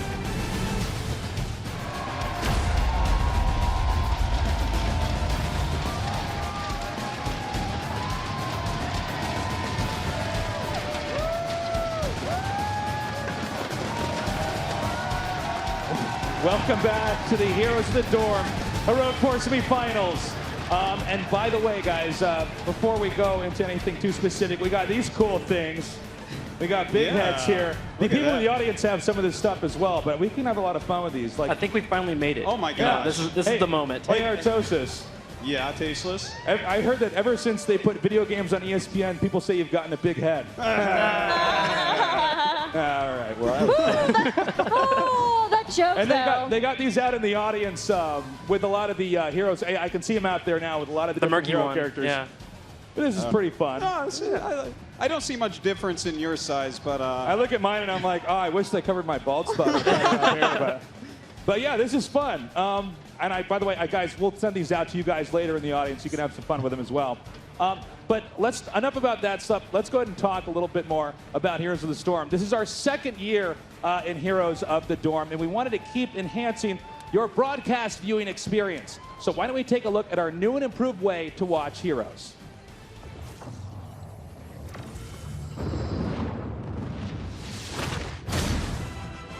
Heroes of the Dorm 2016 is upon us, and we have built a custom observer interface for a quick glance summary of the game. we set to work creating a new custom minimap that will remain visible throughout the broadcast. This small top-down view is unique to each battleground and will display all relevant team structures, battleground objectives, including which team has possession, and the current location of all heroes. Just beneath the minimap sits the scoreboard. This is your central hub for active information. Here we give you a quick look at the hero compositions that make up each team, including individual health bars, and a heroic indicator that will light up when a heroic ability is available for play. Also new this year is the addition of death timers that will show the amount of time remaining before a hero that's been taken out of the fight can jump back in.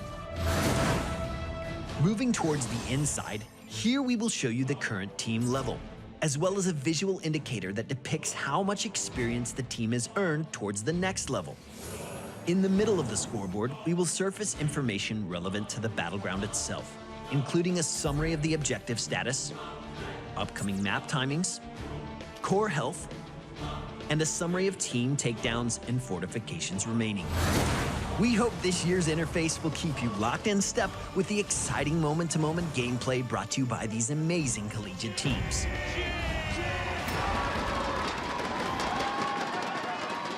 Any winning Heroes of the Storm team needs a variety of different heroes.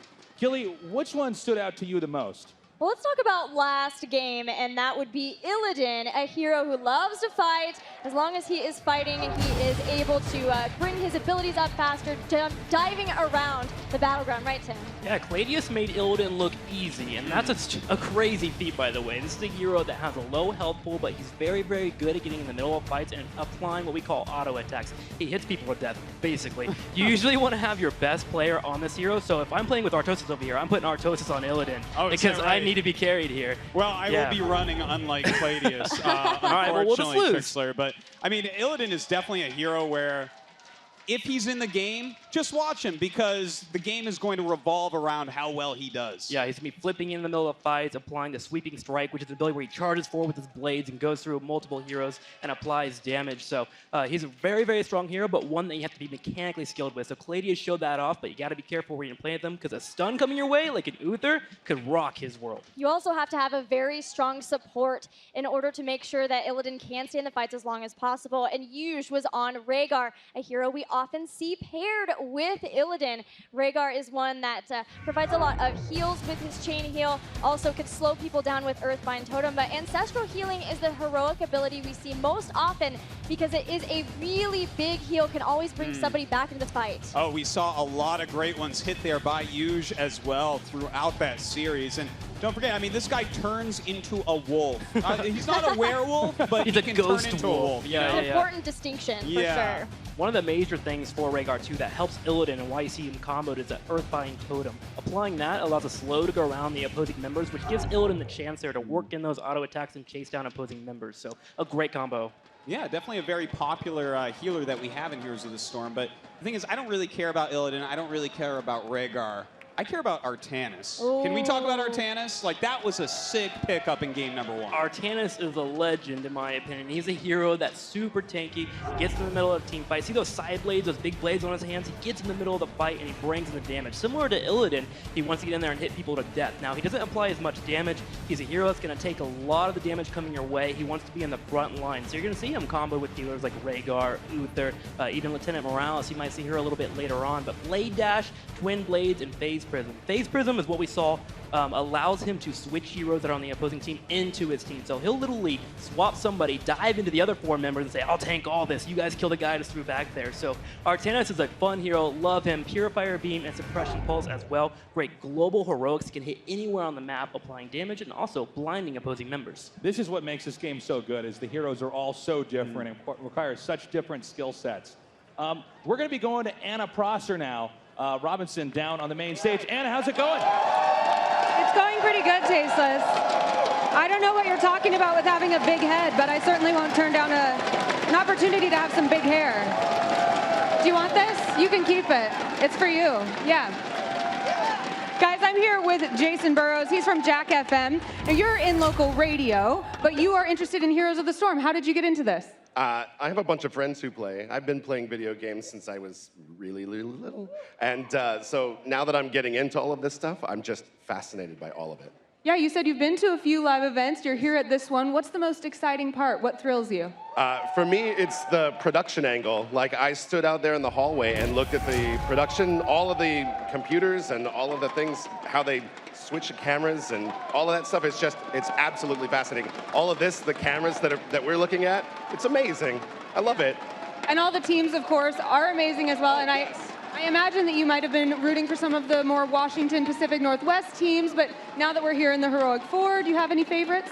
So I was rooting for Tennessee because they beat UW, and so I'm a little disappointed. But UT Arlington looks amazing. Like, they looked really dominant. They did, and you know, Seattle is a great place for sports. As a Seahawks fan, I have to say. And for people who might not have ever been here and experienced sports here in Seattle, what are they in for? A lot of ocean, a lot of forest, some mountains, and it's yes, the Seahawks. We have amazing sports. So if the fans for Heroes of the Dorm are as rabid as the fans for Seattle sports, it's going to be awesome. Well, so far, I think they compare pretty well. They seem to be pretty loud for us, and I think they will continue to be as we come back with the match we've all been waiting for, which is UConn versus Arizona State. You won't want to miss it, coming to you live from the CenturyLink Field Event Center here on ESPN.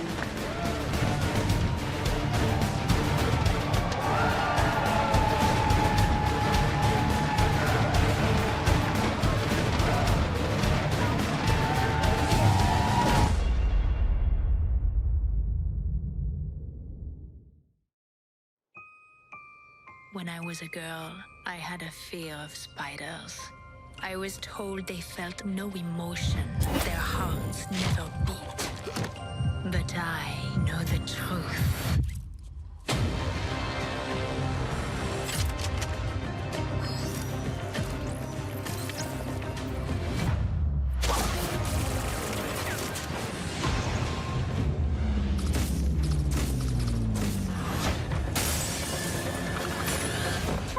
Another party, love?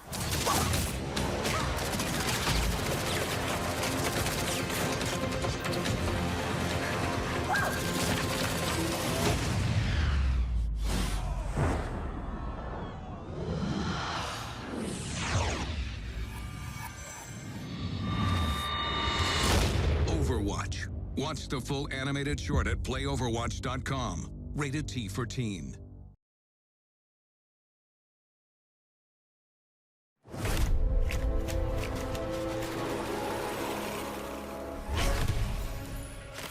There was a time long ago when I fell under the influence of treachery and darkness. I now go into battle, redeemed by the purifying power of the light. I am Lady Liadra, and when I shine the light's wrath upon you, there will be nowhere to hide.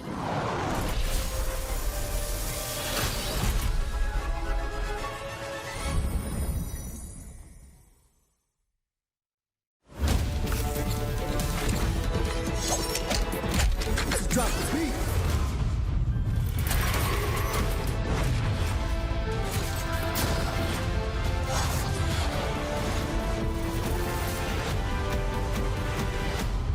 The world could always use more heroes. Overwatch. Coming to PC and consoles May 24th. Pre-order now and get early access to the open beta for you and a friend. Where am I? You're wanted for treason. I've always been loyal to the Dominion.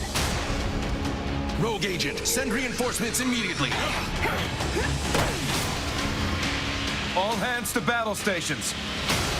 Our scans show that your memories have been altered.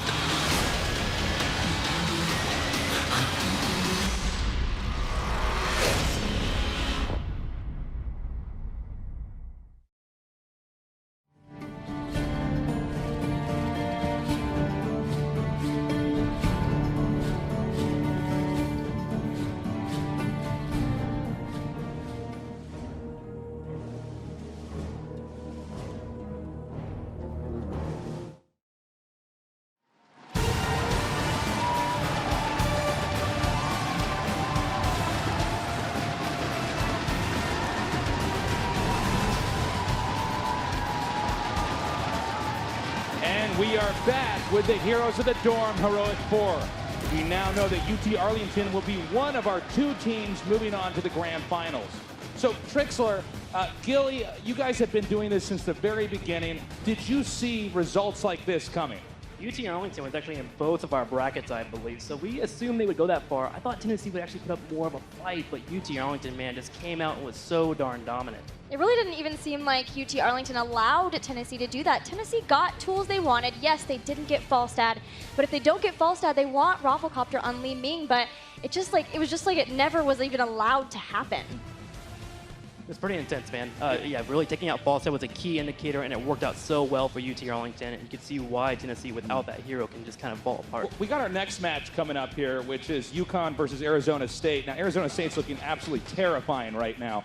Do you guys think UConn has any chance at all here? UConn feels like they have a chance. We talked to them in the back, and they were confident. They were ready to go. You know, they may have mentioned a 2-0 might be coming for Arizona State, so they are feeling a little bit on the confident side, and I think Dan Lee for 3 and the rest of his crew are ready to go. Yeah, they know they've got a strategy. They know what they want to do, but it's whether or not they can be able to pull that off versus a team like Arizona State, who, as we saw earlier, most people believe are going to take the victory this year. All right, well, we are going to be bringing our teams out here. First up, we've got the #1 seed from the East. Make some noise for UConn!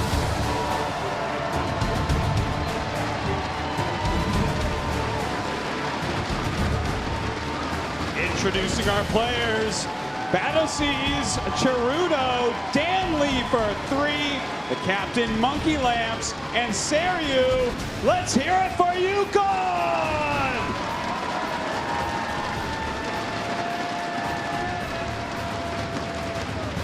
And on the red side, we've got the #1 seed from the West. They are Arizona State!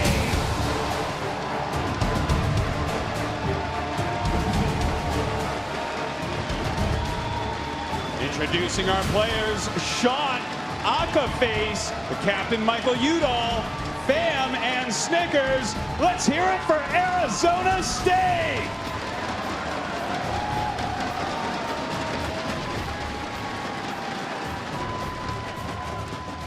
Looking into these teams, Tasteless, Artosis, Arizona State's been looking great, and a majority of the reason why is because of their team captain, Michael Udall.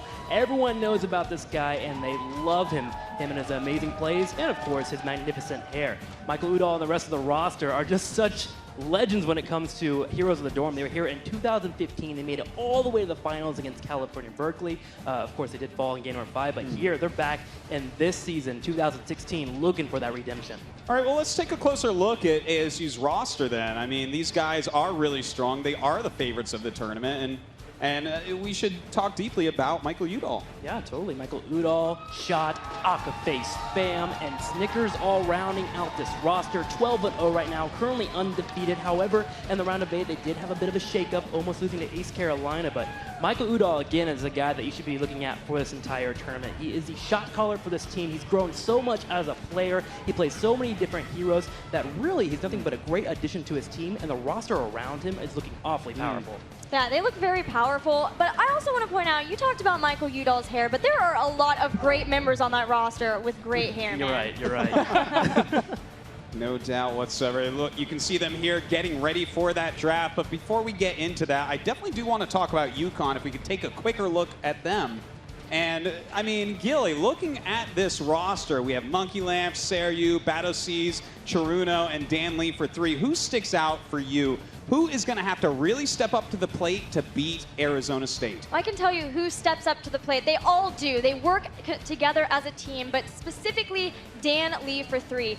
This is a team that has had to have someone sub in. In fact, about half of the games they've played in the tournament, they've had to have someone sub, and when they do that, they have to shift some roles around. Dan Lee for 3, as you can see, the most played is Murden, and he plays a fantastic warrior, but that's actually not his role, and the one we won't see very much here today. He plays a very mean Zeratul, and he has patient but decisive play.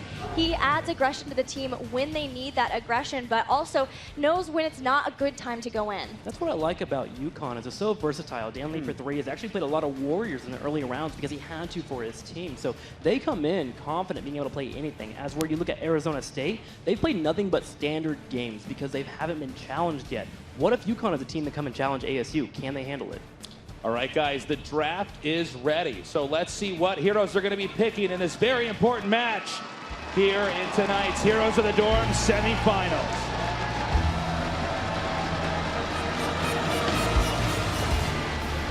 All right, well, the first ban for Arizona State will be Thrall. Yukon following up with the Illidan. Illidan makes sense. We've seen a lot of Illidan play from Michael Udall throughout this entire tournament. All right, guys, don't forget, we are on Sky Temple again. This is the first map for this round, so I don't have to go too deep into the map. You guys saw this before. Really interested to see what types of strategies, though, especially after these guys all got to watch our last series on this map. Absolutely. Falstad will be the first choice for Arizona State. It's a hero we see Michael Udall play very often, and because he can fly around the battleground quickly, it's going to be nice for such a big battleground. Now, I'm kind of wondering if Yukon will take away Li Ming at this first and second pick here, because Arizona State loves to put Pham on top of that hero, but Muradin will be the first pick up for Yukon. We'll see what their second hero choice is, because they are allowed one more, but Muradin brings in the engagement we saw last round, and he also brings in a lot of help. Very, very robust warrior. Yeah, I mean, he is super strong, and it looks like our next hero will actually be Zagara, which we saw as a super important piece of the puzzle for UT Arlington on this map. Now, Zagara is very important. She gives your team vision, as we saw in that. Not sure we'll see the Nidus network again from them, but either way, she is a very strong one. And here is Zagara. The big deal is Creep Tumor, her trait, because it gives them vision, but also she does a lot of damage with her Banelings, her Hunter Killer, and Infested Drop. And as a specialist, she's very, very good at being able to push down lanes. Here is her other heroic we didn't see in the last Zagara game, Devouring Maw, which can be used to pull some of your enemies away from the fight long enough for your teammates to be able to contend with the rest of the opponents. Yeah, definitely a very important hero. One of the most played in the competitive scene of Heroes of the Storm. So going to be cool to see how well they can use her, but it looks like we're going to jump back into Arizona State, picking up some heroes. Would like to see some heroes that can be a little bit on the aggressive side, put some pressure on that Zagara. Also, you would love to have clear so you can get rid of those creep tumors that all are over the battleground. We could see ETC. ETC is a wonderful engager, but it looks like Li Ming is now picked up, and Zeratul. Wow, Arizona State is going for pure aggression already. Wow, the Zeratul pickup here. This guy is super powerful, Gilly. Tell us about him a little bit. Zeratul is incredibly powerful, Artosis, but also this is a steal. I mentioned Dan Lee for 3. This is his favorite hero, but Zeratul also has a heroic ability that's good at zoning people away from the fight in Void Prison, and he has permanent cloak. So that means that he will be invisible until he strikes his opponents. He's also very good against Zagara. He gets the aggression that we were talking about earlier that we want to have on Zagara players. He can clear up the creep tumors, but Zagara can get to a situation here where she can get 1v1 by Zeratul because he brings so much damage up front, and she's such a squishy hero that she may have to use a Maul to get away from that fight, or she may just die and save her heroic, which could be a 5v4 situation. And oh my God, I did not expect this, guys. Yukon gonna go ahead and pick up Rexar. This is a very different hero. It's a guy that throws axes that has a giant bear fighting for him.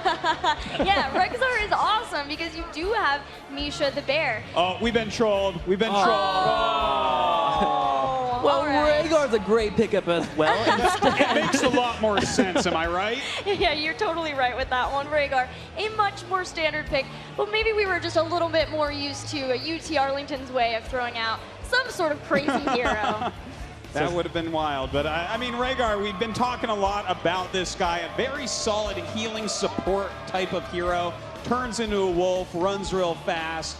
He's pretty cool. He's pretty cool. Well, Bala will be the pickup for Yukon, but do remember that ETC has actually been banned out, so there won't be any aggression in terms of major warriors here for Arizona State, and Sonya has been banned out as well, a hero that combos well with Muradin. We've seen it so many times throughout the entire tournament. Arizona State decides they don't want to deal with it. Well, looks like Johanna going to be picked up here for Arizona State. One of those frontline warriors, so sturdy, and Gillyweed's favorite hero, Brightwing. The best support in the game, but Akaface's favorite too for Arizona State. So of course, they said they were going to be showing a lot of Brightwing, and I am so stoked to see that little adorable fairy dragon. Do want to know that Snickers got Johanna. Johanna is a hero that he's been playing throughout the entire tournament 7 times already, now making that 8. The last pickup for UConn will be Tyrael, and Tyrael's a hero we haven't seen in a while. That's my other really favorite hero. Who do I cheer for, guys? I don't know.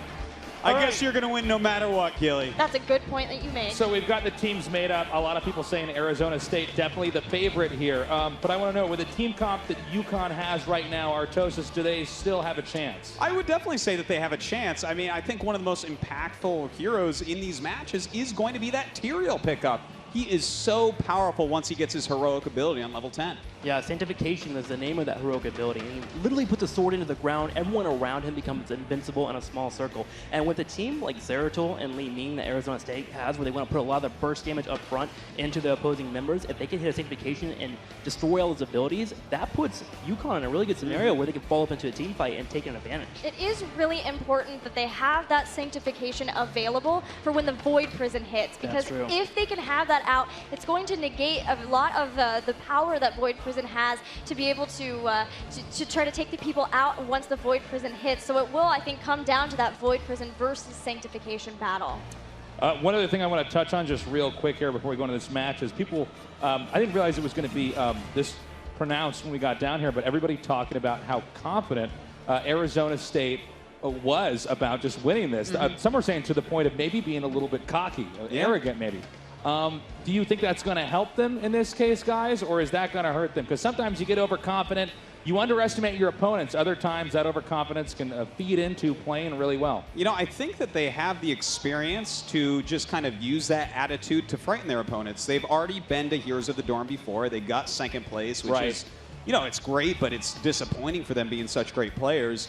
I think they're going to be fine. Yeah, I think Arizona State is going to keep that confidence in check. They've already mentioned it. They know they're confident, but they also respect their opponents. There's a lot of great teams here in the Heroic Four. They just think they're going to go all the way to the finals. All right, well, the good news is game number 1 is loaded up. Let's make some noise for UConn versus Arizona State on the map Sky Temple. Over on the left-hand side of the map, in the blue, we have Monkey Lamps on Rhaegar, Seryu on Zagara, Battle Seas on Tyrael, Chiruno on Bala, and Dan Lee for 3 on Muradin. Give it up for UConn! And their opponents on the right-hand side of the map in the red. We have Michael Udall on Falstad, Snickers on Johanna, Pham on Li Ming, Shaw on Zeratul, and Akaface on Brightwing. Make some noise for Arizona State!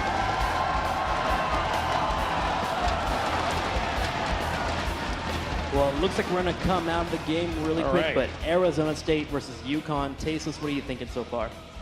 I don't know. I keep going back to that conversation we were having earlier, right? These guys had the opportunity to be in the finals last time. The games were fantastic. If you haven't seen those from last year, definitely check them out. But at the same time, you know, we had the chance to interview them backstage, and I was kind of blown away. You know, they were like, "Oh yeah, no, we are going to win this." There was not even an attitude of, "Oh, well, you know, I think we've got just a stronger lineup." It was almost as if they had already decided that they were going to take it. So with the play style, you know, in Heroes of the Storm or any other game, or any other sport for that matter, if you're that much better than somebody, you have room to humiliate them. And I'm kind of wondering if we're going to see any really crazy plays here if they do get ahead. You know, I got to say, though, UConn seemed completely cognizant of this. They were like, yeah, they're very kind of cocky and arrogant about this. They really think that they're going to win, but we're going to use that against them. We're going to turn it around on them. They're not prepared for how good we really are. Yeah, UConn's bringing a very strong roster to this tournament. They play a slow, methodical game that they dictate. They know how to really take a lead and to slowly bleed out more and more leading. And then when they get into a fight, they get flashy and they take it very decisively. If they play their regular game, I think they'll be able to have a closer chance at Arizona State than a lot of the teams we've seen in the earlier rounds. I'd like to to point out that both of these teams, neither of them have lost a game yet in this tournament. So UConn also has the ability to be a little cocky here too. Neither team has really been tested under fire just yet. All right, good news. We're ready. We're going back now into game number 1, and hopefully it won't need a second pause like the last one. We're going to find out. We've got to make it even. All right, both teams opening up right here in the middle. You'll see this happen often. Watch out for Suryo down here. He's trying to get those creep tumors, but Shot is scouting him out here. The rest of the team for Arizona State looking around. A nice spot, though, with that eagle eye vision from Suryo. Doesn't look like we're going to really see, you know, an early scuffle here. We do have UConn kind of pushing into the center and taking control of that area, but no big fight yet. And we have them now rotating around to their respective lanes here. Of course, they do need to soak up experience in order to level up. By leveling up, they get more stronger abilities, and eventually that allows you to win the game. And so they're doing that right now. And it looks like there's a little bit of a trap possibly set up here for Arizona State. All right, well, guys, by the way, make sure you get out there on Twitter and hashtag Heroes of the Dorm and tell us who you think is going to win. Is it going to be UConn? Is it going to be ASU? Hashtag vote UConn or hashtag vote ASU. Well, the two players I'm going to be watching here in the early game are going to be Shot and Suryo. Zagara is a prime target that you want to take down in the early game because she's a hero that doesn't have a great escape. And you see Shot constantly sharking around here, trying to find a point where he can get damage on Suryo. But DanLeap3 is doing a good job of just like scouting him out. Remember, Shot, when he has that shimmer on him, it means he's actually stealth. He's hard to see.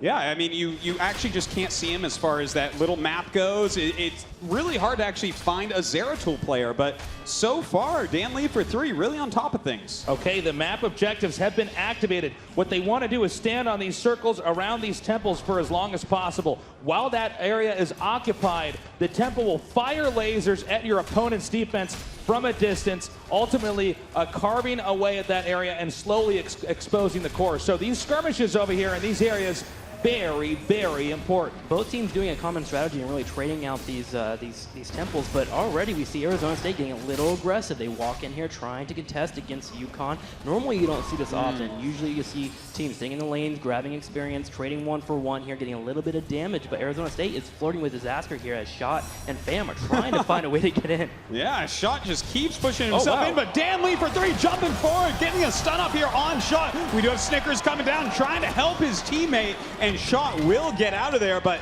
DanLeap3 has eyes like a hawk here. That's really frustrating if you're playing Zeratul being chased down the entire time. DanLeap3 again, that's his entire role in this early game. Make sure that Shot doesn't get any takedowns. And the game has now gotten to the next phase. The map objectives have passed on to the next part. So we're going to be seeing the next temple down here at the bottom. That will eventually start up here. Also important to note, again, if you guys are just now joining us here on ESPN, we do have these mercenary camps that are going to start popping up here. When you win a fight on a mercenary camp, you can then capture those mercenaries. They push a lane for you. And there's a great juggling game you can do, and we're seeing this right now, where you force some mercenaries to push some lanes while you then pick fights you can win over the towers on the other side of the map. You know, this game is really, really complicated at the level these guys are playing at, and this is a giant part of it. Look at that, those two giant siege giants, those mercenaries that they just picked up, dealing lots of damage. So we have a lot of members from Arizona State coming down to clear them out. I like how both teams are responding to each other. It's a great tug of war happening here. On the top left part of the map, we actually see Knights being grabbed as well, which will put pressure on the very top of the map. But Arizona State is responding. They cleared the Giants that push in the bottom lane. Now they'll grab their own Giants to get their own counter pressure. And it's going to be a tug of war as they race to level 10. Yeah, that's right. I was about to highlight that, Trixler. Level 10 is one of the big game changers. And you can see at the bottom of our screen here, both teams at level 7. But when you get level 10, you get that heroic ability. That's the strongest ability your hero has. And that allows you to really dictate fights. So when one team gets level 10 before the other, it's pretty huge. Well, right now we do have that camp, of course, pushing the top lane. And look at this. It looks like UConn wants to invade this side of the map and steal their opponent's mercenaries. This is so close to Arizona State's side. That is a big pickoff for them. That was a smart pickup for them because in the bottom lane, there were 3 members of Arizona State trying to push in those towers. You see it here, trying to apply damage to the turret. So they just moved to the other side of the map and out-rotated them, if you will. Grab those Knights, get some pressure on the top lane, and also takes away that ability from Arizona State. Okay, bottom temple. about to be activated here. We're going to have a skirmish over in this area, and this is a tough one. Oh, hold up there. We have a fight right now. Truno goes down. Dan Lee for 3, barely hops up, but no, does get picked off there by Akaface and Michael Udall. Now chasing back Battle Seas. Can he be healed up? Oh, Monkey Lamp somehow saving his life. Narrow escape there. I thought for a second Snickers was going to be able to pull him in, but it was a good save there. Losing any more of that would have been disastrous. Remember, we're early on in the game here, and that means that the heroes still respawn after deaths much more quickly. Later on, a totally different story. Still, 2 takedowns do go to Arizona State, which gets them quicker to level 9. They're about a quarter level ahead, so great pickup for them. Michael Udall goes all the way to the very top of the map. Remember, he does have that fly ability, so he can head down the bottom lane if Arizona State or any of his teammates do get in trouble. But at the same time, he's soaking experience, chasing that level 10. They're a little bit far ahead right now, Arizona State, and UConn's going to have to make a couple plays. Yeah, they really are. Well, they're going to come down and steal this temple for the time being. We do have Shot coming down, though. They're going to go ahead, clear this lane out, but will everyone join them? It doesn't look like it. They're going to give up the temple for now. You do have Falset flying in. Michael Udall there in the top left corner, heading in the area, trying to bring a concave and jump in. They have that level 10, Tasteless. Yeah, it seems like they wanted to milk out as much time from that tower there at the bottom as possible before trying to escape. And I think that was a wise decision there by UConn. You got to pick your battles wisely. You got to know when you need to retreat, lick your wounds, and come back and fight again later. Well, right now they do go ahead, finish off that temple as well. And we can see everyone's starting to spread out a little bit, but some pressure here from Arizona State in the bottom of the map. In fact, taking down that fort. Okay, we have our first structure being taken out here. That's going to soften up the bottom lane for UConn. And that can be a big problem later on, especially if they can push any further. You only need to have one lane down sometimes for after a team fight's won for your entire team to then push through and take out their core. Yeah, it takes away a lot of pressure that UConn doesn't have anymore because they don't have those minions pushing in. The minions are great and they're a great tug of war, but they also provide vision, which allows for them to decide certain factors of the map. So taking that away is great for Arizona State, but good news for UConn, they are now level 10, which allows for them to get into a scenario where they can actually fight back. Yeah, and look, I mean, so far, sure, they're a little bit behind, but I love how they just keep rotating around this map, grabbing mercenary camps, and trying to get ahead in that way. It hasn't worked out yet, but I think the strategy's a good one, and they definitely still have a chance in this game. Just looking at the global pressure, I feel like Arizona State just has such a better comp for that. They have Akaface on Brightwing. He's basically a support Falstad, if you will, the hero that Michael Udall is playing. And Michael Udall, again, is in the top lane as well, just rotating, getting more experience, trying to grab pressure. In the middle lane, though, I'm seeing a little bit of pressure here on Snickers. Now, Snickers is a very tanky hero. He has a very huge health bar, but you could still pick him off if you're able to swarm on him quick. Indeed you are, and look at this, Shot jumping and dealing some damage there to Chiruno. In fact, a lot of Arizona State coming up, doing what type of damage that they can. In fact, we do have Akaface teleport in there with Brightwing, but it looks like UConn gonna back off before a real fight occurs. All right, the towers are now about to activate. In 10 seconds to be precise. They're going to have to pick if they think one team thinks they can take both towers. Do they perhaps trade towers, or one takes the one in the middle of the map, the other one takes the bottom? But this is usually a great moment for one team to try to initiate a fight with the other. You know, this is a really important moment of the game. Will someone initiate that fight? It looks like right now we do have Arizona State taking this bottom temple, but we have a few heroes up at the middle temple trying to take it as well. And look at this, going after Dan Lee for 3. Dan Lee for 3 does pop his Avatar state, which allows him to heal up, but that's a heroic that is down. And guess what? Arizona State just hit level 13, which means they get a bit of a power spike. They're a little bit ahead of their opponents. UConn's got to make something happen soon, or take stuff passively and get to their own level 13. All right, Arizona State coming up here in the middle. Looks like Arizona State's already claimed the bottom tower, beginning to carve further through their opponent's defenses. They may be gearing up for an ambush here, or at least trying to put some pressure to maybe get UConn to back up. Well, right now they do chase Shot out. In the meantime, Battlesea's getting a big heal down. Looks like he will be able to live, and I think they're actually trying to chase down Shot right now. And Shot, even though he might go down here, Tasteless, he's still baiting out a lot of heroics. In fact, he does blink around. Rain of Vengeance and Cesar Healing, 2 big heroics are down. Yeah, and just to really highlight what you said there, he actually drew them out away from that tower. They were hoping they could get a kill there on him, and then they wasted all their important heroic abilities, which takes a long time for before you can use it again. Really milking out all the energy from UConn, allowing Arizona State to actually dominate here. Yeah, I mean, the heroic abilities sometimes take a minute or more to recharge. So the fact that that happened like that, that was great play by Shot, being able to run away and milk those out. UConn talked about being a little bit confident here, thinking they could take on Arizona State, but their play isn't quite reflecting that.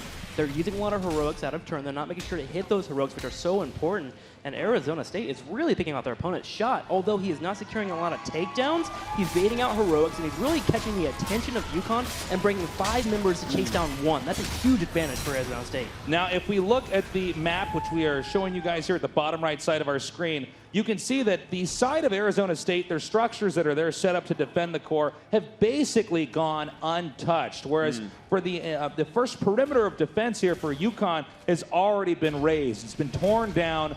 There's not much there to defend. And this is putting UConn in an uncomfortable position. They don't have as much vision of what's going on the map. They don't have a lot more room to make more mistakes. And that's really tough, Tasteless. You need to try to stay even, especially here on Sky Temple. If your opponents get a big lead, these temples mean more and more damage, getting closer and closer to your core, which of course is the ultimate win condition. I do want to mention that UConn's done a pretty decent job compared to the other teams in the prior tournament rounds of actually staying close to Arizona State. You see them only 3 levels behind. Other teams are usually 4 levels ahead, so they have that 1 level. They have a slight win, but UConn needs a little bit more here, and I agree with you. They have to get back into the even state here, especially going into the mid game. It almost seems to me like they're just going to have to look for a fight that they actually can take. And right now, this might not be that one, as Arizona State is coming in right now and dealing a lot of damage here. UConn on the run. And it looks like we do have the Void Prism going down here. Freezing Monkey Lamps. Everyone's inside of it. They do end up popping out. A lot of damage going down onto Battleseas. Bam is getting the critical mass though to proc. He gets 1 kill, but 4 members are forced to run away from UConn, but that is a huge win. I gotta say, I thought that was gonna go much worse there for UConn. It looked like they were gonna lose about 3 to 4, possibly even 5 heroes, but they did manage to survive it. However, with Arizona State coming out a lot less bruised than UConn, means they're gonna be able to get the boss. And that's going to be a terrifying push, which is, it's kind of funny, it's going to parlay perfectly into them then taking the bottom shrine if they want. Oh yeah, this is a huge play here by Arizona State, knowing that everyone from UConn had to go back, had to heal up. Getting that boss now, they are just securing this advantage that they have. That they are, and Shot is just sharking around, looking for any pickoffs, and you can just see UConn responding in full terror. Now, all 5 of the members are always together now. They're never spreading out. They're missing experience in the mid lane and the top lane, and you can see the fight here. We had the engagement go down right away. Snickers was going in for a huge condemn. Amal was decent there. The Void Prism, though, locks down everyone. Udall runs on in, and they could have had more kills. But Tricky Turtles being 3 levels behind, that's what hurt him in this team fight. They could have turned it around if they were on even footing, but they were not. Yeah, it's a tough spot when you start getting behind in Heroes of the Storm. It can be pretty tough to come back, especially against a team as strong as Arizona State. Now, they are continuing to push forward. Look at this, 4 Siege Giants. That's 2 camps of mercenaries that they've captured to push this lane for them, which is forcing UConn to deal with that rather than try to deal any damage to Arizona State. You know, it's something important to point out. We saw in the last game we casted on the other side of the semifinal match, the heroes ultimately came down and crushed the core. Now, that's normally how a game ends, but this map is different because the functions on this map give you temples that if you capture in the middle of the map, they fire down defenses. You never have to attack across the map, which can make it very tough for UConn in a position like this. Things aren't looking great for UConn, that's a fact. But they are about to hit level 16. This is their best chance at fighting back in the game before Arizona State's hit level 20. So you're going to see them chasing down their opponents. Arizona State, on the other hand, are going to try to bait out heroics, try not to fight until they get a really good engage or catch members that aren't near each other. You see it, yeah, UConn trying to make a chance here. This is their only chance to get back in the game. Maybe they can do it. Bam actually getting stunned here. Great move by Dan Lee for 3.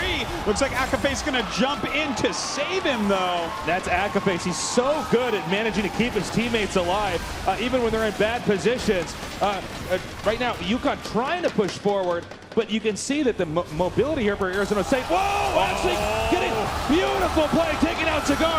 Michael Udall coming in with the mighty gust, knocking everyone back. Shot with the huge Void Prison, and this is most likely going to be a wipe here for Arizona State. Its spam continues, hitting that critical mass, and it looks like Monkey Lamps has to run away, the only member surviving. Arizona State smells blood in the water. They are making a beeline right now, going for the core. They don't seem to care about the temples. They know if there's a good 30 30 seconds before the majority of the heroes can come out and try to defend the core. It looks like Monkey Lamp's gonna try to defend, but I don't think he's gonna have any shot with 5 heroes staring down this core, dealing so much damage, and it looks like Arizona State going to be able to take game number 1. GG! Phenomenal play there. It was only a moment ago I was saying they don't have to attack it. They don't have to do it. But when you win a team fight like that, why the hell not? Hey, you kill all your opponents? Yeah! Why don't you go over and deal even more damage? And they were strong enough at that point that they were able to take out the core. What really amazed me for Arizona State was how they played to the battleground. Sky Temple, I mentioned before, is the biggest battleground. And the fact that they had Brightwing and Falstad, 2 heroes they love anyway, but 2 heroes that have such great mobility and global presence, they were able to turn any situation into their favor with the amount of people who were actually there at fights. Even there was one point where they got into a fight, they had level 13, their opponents did not. And Brightwing was the one at the bottom temple. The rest of the members, they got into a fight over the middle temple, and Yukon, knowing that Brightwing could at any point teleport in and help them out, they just had to leave. They gave 2 temples to their opponents, and that was the point when they took down the final fort for Yukon, and they just got too far behind. Even here with these fights, just the fact that even Shot had this kind of global presence because he's roaming around. They never know where he's at because he is cloaked. Yes, they kept track of him at the beginning, but they really lost track of him later on. And when you say something like global presence, for our viewers that aren't familiar with that, that's the ability to actually go from one point of the map to a complete different point, which makes it tough. They can pick and engage in such a way that's just really difficult to deal with for the other team, and they know how to set it up very nicely. Yeah, maybe part of this loss actually comes down to the fact that their opponents didn't have any of these heroes. Yukon, maybe they need to draft their heroes to better fit the map that they're on. Yeah, it really comes down to what happened on the map and the fact that they were on Sky Temple that gave them that. But Yukon had Zagara, and that's a comfort pick for them. They were banking on the fact that they had vision from the creep. But when you have somebody who can fly in like Falstad, phase shift in like Brightwing to her teammates, and even Zeratul runs around cloaked, that's all of a sudden not as useful for you. And Arizona State totally took advantage of that. Yeah, that was the main ace in the hole for Yukon, getting that creep everywhere. But Snickers in particular did a really good job of moving around the map constantly, clearing that, while Shot just watched the entire team. He literally was following around the entire team like a ghost, right? There was never a situation where Yukon was able to push out and do anything they wanted to. So going into game number 2, Yukon's gonna be a little bit better on their draft, and don't give Arizona State the heroes that they dominate on. Yeah, I mean, Arizona State looks so scary here. Like, I was saying UT Arlington going to be able to take these guys down, but that... Yeah, we all scary. just watched that game together, guys. I mean, I don't need to say it. You saw it. It was crazy one-sided. There was a 3-level lead for a majority of the game. You know how hard that is to do? That doesn't happen very, very often, especially in a tournament scenario. But Arizona State is so crisp, so clean, they make it happen. Yeah, they look absolutely terrifying. Let's see how game number 2 goes. But first, we got an interview with Anna. Anna, how's it going? It is going great, guys. And Mike Udall has come to be known as Noodle. So I'm here with oodles of noodles. I have Papa Noodle and Mama Noodle. Turn around, you guys. Let's chat with you guys.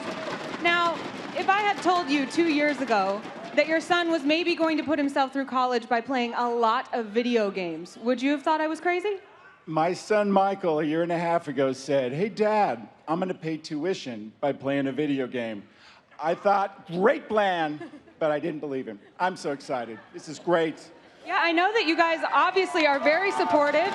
You've been involved in some of Mike's streams before. Who all is here to support? We're Mom and Dad Noodle, Udall, our daughter Sarah, our son Joe, his wife Lucy, and then 3 cousins who have come from Iowa and Utah. Well, did you know from an early age that Mike was going to be good at team sports? Because Heroes of the Storm takes a lot of communication. It takes a lot of working together. Is this something that you saw in his future?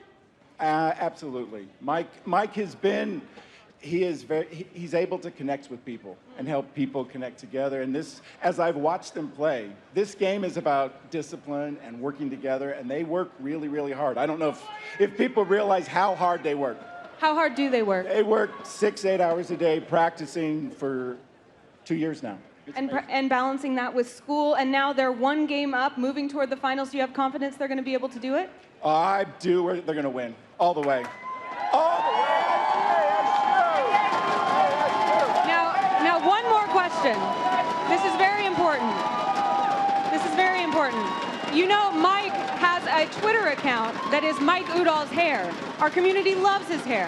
Has he taken the time to thank you for those good genes? You know, he is not. So, Mike, after this game, get right on that, please. And guys, we will get back to game 2 of UConn versus Arizona State right after this.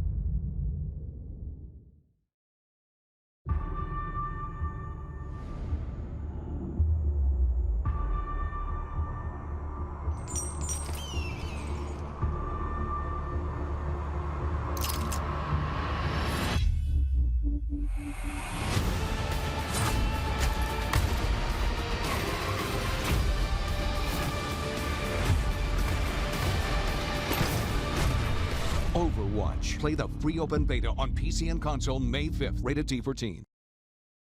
It has begun. War is coming. If we do not unite, our world will perish. You might want to head home, big man.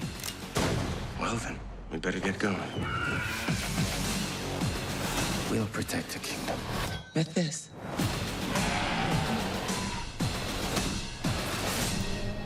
Warcraft, rated PG-13. I think you have something that belongs to me.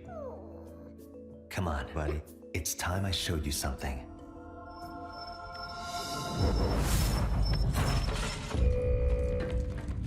I'm detecting intruders. Talon, Athena, cue the lights.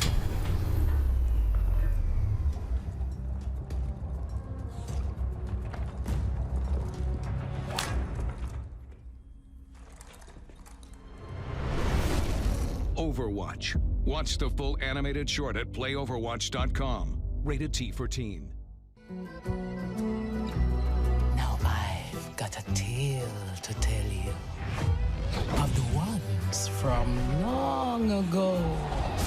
There's an evil that's been dreaming, but now it's softly screaming. From the darkness, their power will grow. It's the whispers of the old gods.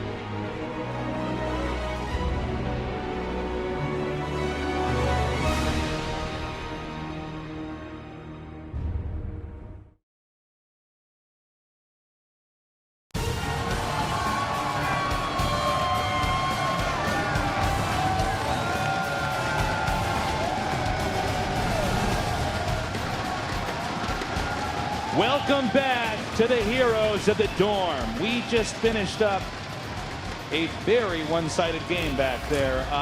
I was hoping it was going to be closer. I'm hoping it's still going to be close. But so far, not so good for UConn. No, they're having a tough time. I mean, this team, we can see why they were the favorites going into it. But hopefully, during that little commercial break, UConn could calm down a little bit, maybe collect themselves, and discuss how they're going to draft out this next game. Totally, and here's the crazy thing. Arizona State came out and have played the game they played the entire tournament. They did nothing different there. They played Falstad, they played Brightwing. Aquaface plays so much Brightwing. We saw it all the way last year in 2015. He picked that hero in every single game, and he's doing it in 2016. And in fact, I think he's one of the main key contributions to why this team is doing so well. He's the definition of a support player. He's there for his team. He props everyone up. He brings in the help when he needs to. And of course, he's got a bond with Gillyweed because of that Brightwing play. I mean, Brightwing play is pretty fun to watch. And yeah, you've said it. Aquaface has been playing, I believe he played Brightwing every single game of the finals last year, too. Every single game. So you gotta wonder, maybe Brightwing is a hero that you ban out in the draft. Maybe it is. I mean, Aquaface's play was pretty great, right? Breaking the minds here, right? Well, on the opposite side, I want to talk about UConn for a second. We saw them trying to do their old style of play, which is very methodical and try to get small victories that catapult them into the later game having a lead. That didn't work. But we've seen them be able to change their style before in their round of 8 match versus Cal Berkeley. They brought some aggression, and I want to see that again in this next game. And Chiruno is one of the players who brings the aggression for the team. When we talked to him, he said, you know, my team hasn't been giving me Falstad. And everyone quickly chimed in, hey man, he's been banned, it's hard. But if they can get that Falstad, then Chiruno, I've seen him make some amazing plays. He's all over the place with him, and I think he could bring the aggression that they need to start throwing Arizona State off. Yeah, I think I agree with you. We do need some aggression from UConn. In that game, they seemed scared the entire time, from level 1 all the way to level 20. In fact, Danley for 3, a playmaker for that team, his entire job was to babysit shot. Put him on a hero that he can get in there and be aggressive with and change the way you play. This is game 2. If they lose, they're out of the tournament. Well, they have to use their best strategy right now. They can't hold anything back, and it has to be different from last game because we saw how that went. Guys, the draft is ready. Let's see if UConn can try to assemble a team that's going to be a little bit better here against Arizona State. All right, going into the draft, the map will be Battlefield of Eternity. We'll get more into that after this, but looks like our first ban is out, taking out Thrall, a very strong frontline attacker. UConn will be taking out Illidan, but I do want to mention loser chooses the map, and I like the choice in Battleground here for Battlefield of Eternity. Automatically, the heroes Falstad and Brightwing aren't as effective as they were in Sky Temple. It's a 2-lane map, it's relatively small, and fights are going to be more condensed. So good play here by UConn taking that map. He may not be as effective, but he's still worth the first pick because Falstad once again coming out for Arizona State.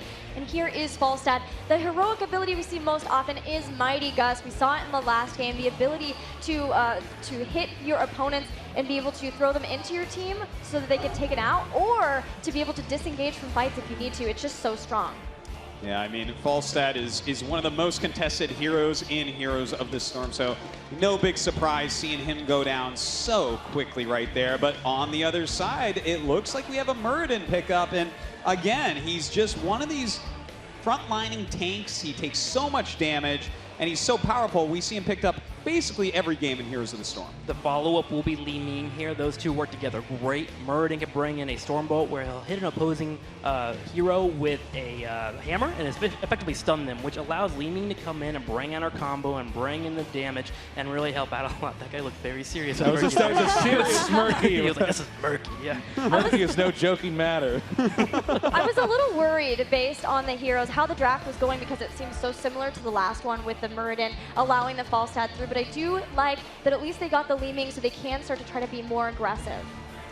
Well, right now, you know, with Sonya being picked up, I like this pickup. Sonya is one of these attacking heroes, a lot like Illidan or Artanis, just someone that's going to be at the front of her team and dealing and taking a lot of damage. Yeah, what we call her is a bruiser. She brings in a couple of slams here and there and softens up the opposing heroes, which allows her teammates like Greymane and Falstad here to land the killing blow. Sonya is a great hero to pick up. And also, there's a heroic, I see Gilligan Nancy. Leap? Well, you know, she makes some pretty cool noises if she gets into the fight. We'll see if that actually happens. I could maybe let you know how that sounds later on. But for now, this draft continues into the next bans. All right, we'll see what those bans are going to be. Of course, when you're doing this second set of bans, you're really looking, what do my opponents need here? What do they want here? What are they setting up for? And you're trying to preemptively take that out. Yeah, looking over to Arizona State, they're going to need a support soon, and they're also going to probably maybe need another warrior. We've seen Johanna very, very often for Snickers. He's very comfortable on that hero. He's actually the newest addition to Arizona State, so picking him up could be strong. But looking at UConn here, they've gotten Tassadar, very nice, and Rhaegar. So they are running a double support composition, and this is a composition that's very powerful against Li Ming because he can heal through her entire damage. You know, I especially like that couple of pickups right there, just because that would go so well with what Arizona State is going for. You know, the fact that they have Sonya, they definitely need a lot of support onto her. So I like how UConn is approaching this draft as opposed to the last one.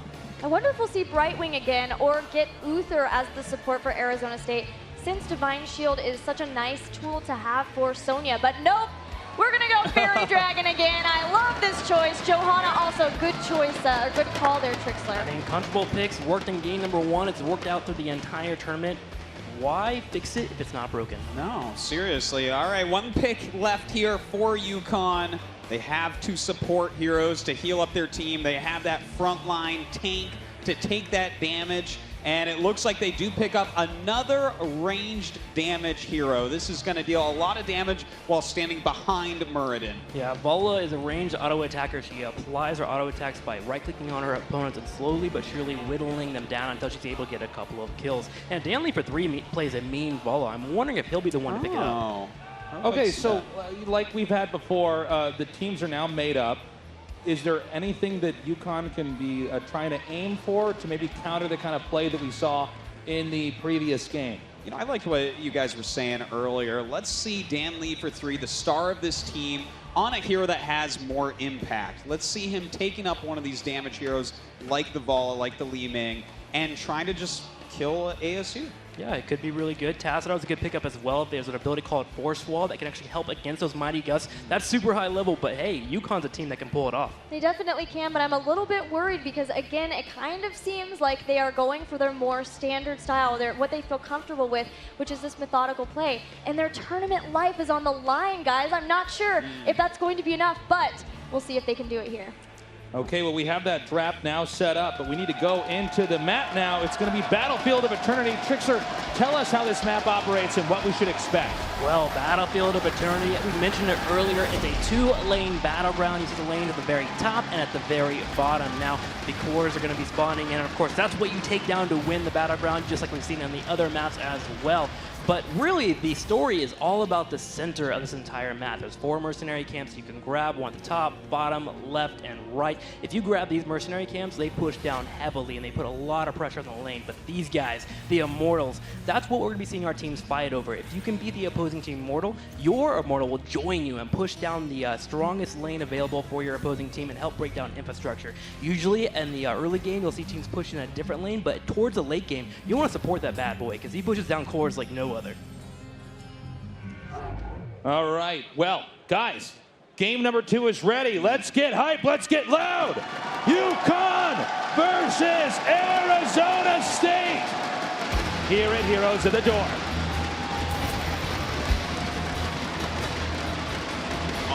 On the left side, in the blue, we have Monkey Lamps on Rhaegar, Seryu on Tassadar, Battle Seas on Muradin, Charuna on Vala, and Dan Lee for 3 on that damage hero Li Ming. Give it up for UConn!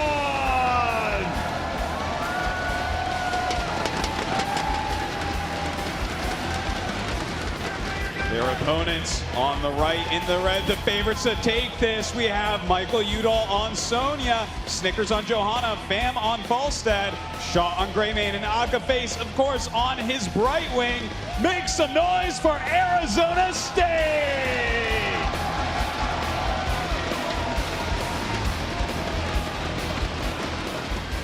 One thing important to note on this map, it's only 2 lanes, okay? A little bit different from what we've been seeing so far, which means you're going to have a lot more hero concentration, whether it's in the top lane or the bottom lane, which means team fights can start up very quickly.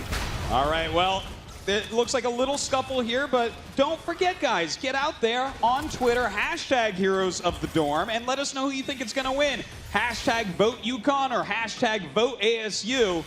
We'll update you on what you think. Although I think it's going to be ASU favored here after last game, Trixler. Yeah, they have to be. They played so well in game number 1, but already I like UConn. They're playing a little bit more aggressive here. You see Bato Seas in particular walking forward, trying to catch Bam maybe out of position. Akaface would be a juicy target, and in fact, Akaface taking some damage. Bato is going to be jumped up, though. Shot turns around and secures the first kill of the game. Oh, that's just brutal. They almost have Akaface, and suddenly it all turns, and they lose their own hero. They're doing a great job. Akaface baited them back, and of course we were talking so much about how important it is to take out Akaface since he's like the linchpin in the team fight. They try to do that early on, but then there's that overextension. That's the classic signal that one team is a little bit stronger than the other. They tried to dive in, do the damage. They tried to pull back out. They got punished. ASU keeping up the aggression in the bottom lane, and why not? They got a takedown already. In the top lane, you won't be seeing too much action happening here. You have Sonya versus Siriu, and it's kind of a 1v1 lane, but actually, here's some action. Ban shows up. Not too much damage, huh, Trixler? Just a little bit there with the help of Ban and Arizona State coming out swinging. I gotta say, another quick kill there. The wheels are coming off of the car right now for UConn. Well, it looks like the Immortals are... The red Immortal is what the blue team is going to try to kill, and vice versa. Of course, that blue Immortal going to be attacked by the red team, but right now, a lot of damage dealt to this red Immortal. The red Immortal is going to be defended here by Arizona State, and looking at it, it looks like just barely UConn was able to get a lot of damage there, but we're going to see both teams going at it. Torino in particular is great against this Immortal, so you're going to see him try to get on it as soon as possible, applying those auto attacks. But on the other side, the entire team is just burning down their first Immortal. And there it is, Arizona State winning that first race. And that's going to allow that Immortal to start pushing in one of the 2 lanes here that is available for UConn. Now, remember, with only 2 lanes, there's just fundamentally less defense on this map. So you can get, they can smash through that very quickly, and it's very tough to deal with. Yeah, and it looks like right now we do have Arizona State pushing with their Immortal. It is coming forward, dealing a lot of damage to these structures, and Arizona State really capitalizing upon it. Yeah, looking at UConn, they want this Immortal to go into melee phase so you can start poking it down, and it finally did. When those shields do deplete, you'll see the Immortal land on the ground, start walking forward, and start meleeing the opposing forts. Now they're able to start picking it down, but Arizona State's doing a really good job of aiding this Immortal pushing down. Normally, you don't see a fort go down this fast. No, this is really well done by Arizona State, taking down that first big structure in the fort. And as you were saying, Trixler, normally the first Immortal is not so strong. Normally it doesn't get that deep in. This is a very bad sign here for UConn that Arizona State has managed to do this much damage early on. And Arizona State very adroitly moving now, trying to get these other mercenary camps to continue to push those lanes in. Anytime that UConn is punished, Arizona knows how to take it to the next step and punish further and keep that momentum going. Well, hopefully UConn can start to fight back here. They do have a lot of heroes down at the bottom. Maybe they're going to take some mercenary camps themselves, set up some pressure on the map, and, you know, try to keep Arizona State busy. Yeah, that's their best bet right now. They're a little bit behind, so they don't want to get picked off. They want to try to out-rotate their opponents. They see 3 people top, they go bottom. Grab their own mercenary camps, grab their own experience. But we see Arizona State keeping up the aggression, coming in from behind, and Tassadar is normally not a hero you pick on, but Suryu is getting picked apart here by the entire team. In fact, Bam shows up as well, and Suryu going to start retreating. He's actually buying a lot of time, which is better than what we would normally see, but Suryu is finally going to be picked off as Snickers chases him down. And, you know, without that defense up there at the top, it's very easy for Arizona State to exploit that. They took the chase, they did the damage. Now they're going to pull back out and see what other aspects of this map they can utilize. Well, right now they're very quickly moving to another mercenary camp. It looks like they just want to gain some more of these mercenaries, have them pushing around the map, and so far in this game, Trixler, I have to say I think Arizona State has had the lead from moment 1. Yeah, I need UConn to start timing out the rotations that Arizona State has. It takes about 30 seconds for Fam to get his fly up and Akaface to get his phase shift up, the abilities that allow them to move around the map. So if they start timing out those, as soon as they happen, they can start taking more advantages elsewhere. Right now, Arizona State is really just owning this entire battleground and UConn. Well, it looks like the Immortals are up here once again. We did have Arizona State send out mercenaries at the same time, so it makes a hard decision here for UConn. What do? Do they clear mercenaries? Do they defend their Immortal? Do they attack their opponent's Immortal? The more decisions you have, the easier it is to make a mistake. Usually, they seem to be coming down in here now. And the Sonya is taken out here. That's one great play there for Yukon. Can they keep it going? Akaface on the run right now, trying to escape. Snickers trying to come in there and defend. Akaface does manage to back up and get away safely. And this is a great seesaw move here from Yukon. Yeah, usually Yukon or any team that's behind wants to defend their Immortal in that state, but they found Sonya was able to get a quick takedown, which gives them experience to move back into the game. Now they get their own pressure on the Immortal, and they're a little bit behind here in terms of life, but they're able to, again, defend once again and wait for Arizona State to come in, and at that point, they can start getting into engagements. They are defending. It looks like we do actually have Arizona State jumping in on top of this Immortal, dealing a ton of damage. They are trying to push them back, and in fact are succeeding. Is this an overextension? Let's see. Snickers taking a lot of damage. Yukon starting to do it. Shot on the run. Michael Udall goes down. Arizona State has fallen apart. A huge amount of damage here from Yukon. Now they do jump on top of their opponent's Immortal. They do turn around though as Fam is going for the kill. Shot jumping on as well. And they do take it down. Arizona State will lose a couple of members, but they get the Immortal. And remember, that's how you win this Battleground. The Immortal will now go down to the bottom lane and start pushing it in. So Arizona State can play a little bit patient here and wait for the Immortal to get down so they can push the bottom lane. You make a very good point there, Trixler. They did at least win that fight with the two Immortals in the middle. Although Arizona State has been beaten up a little bit back there. It's still early game. They're still going to respawn, but still some very impressive play here from Yukon in a match that we thought was going to be remarkably one-sided. Well, you know, they are trying their best to come back. This is their absolute best play that we're seeing. Will it be enough for them to actually win? It's hard to say because we're going to have another 4 go down already here for Yukon. And it's the same pattern we've seen before where the Arizona State side of the map takes no damage. Yukon's is always doing that. What a great move by Fam, coming down and just blowing Dan Lee for 3 down into the rest of his team, getting that kill. Arizona State had a slight advantage, but they ran with it. Now pushing in further. This Immortal still has a almost full health bar. They can keep pushing in. If they get the keep here, that is a huge win and one that you never see this early in the game. And the keep is just getting chunked down here. Rain of Vengeance does come in for Chiruno, but it's not enough to keep skill it off. Can the rest of the team of Arizona State start retreating? Arizona State did that damage, but it wasn't without their own losses. 2 other teammates are taken down. Yukon finally manages to kill the Immortal, only steps away from getting close to touching the core. Very good kills there by Yukon, but the damage was dealt. Missing a keep this early in the game means that they are at fear of dying at any point. If they lose all their heroes, we could see once again Arizona State just run for the core in this empty lane. Yeah, it's an interesting balance of the strategies here. You have Yukon that's trying to win these team fights, trying to get a couple of pickoffs here and there so they get back in the game, but Arizona State is playing the Battleground. They're pushing down the forts, and you got to kill the core to win. I really want to highlight what you're saying there. They're winning based off the rules of the map. Yukon is winning with some fights, but at the end of the day, it's just starting to add up.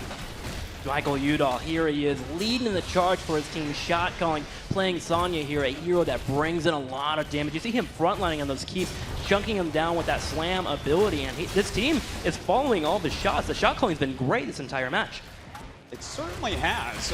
I mean, these guys are like real professionals that we're watching. Definitely you can see why they're the favorites of this tournament. No doubt UT Arlington watching this game very closely, looking for anything that might be a weakness. Arizona State not playing as individuals. They're playing as a team here, keeping up with the Battleground, really moving forward. But let's look at Yukon. How does Yukon get back here? The thing is, they're actually relatively even on levels. They're losing in infrastructure, right. But if they get to 13 and they do win a team fight, that's where they start kind of chipping away at Arizona State, getting back into this game and getting their own infrastructure. Because remember, if they kick out those forts, that's more experience. So Yukon could eventually take a level lead if they win a team fight. Well, we're going to have that team fight coming up here in a moment. The Immortals are about to start fighting in the middle of the map. You can see the opposing mercenaries camps have been captured, so those lanes are going to be pushed in. Much more of a threat, by the way, in that sense to Yukon.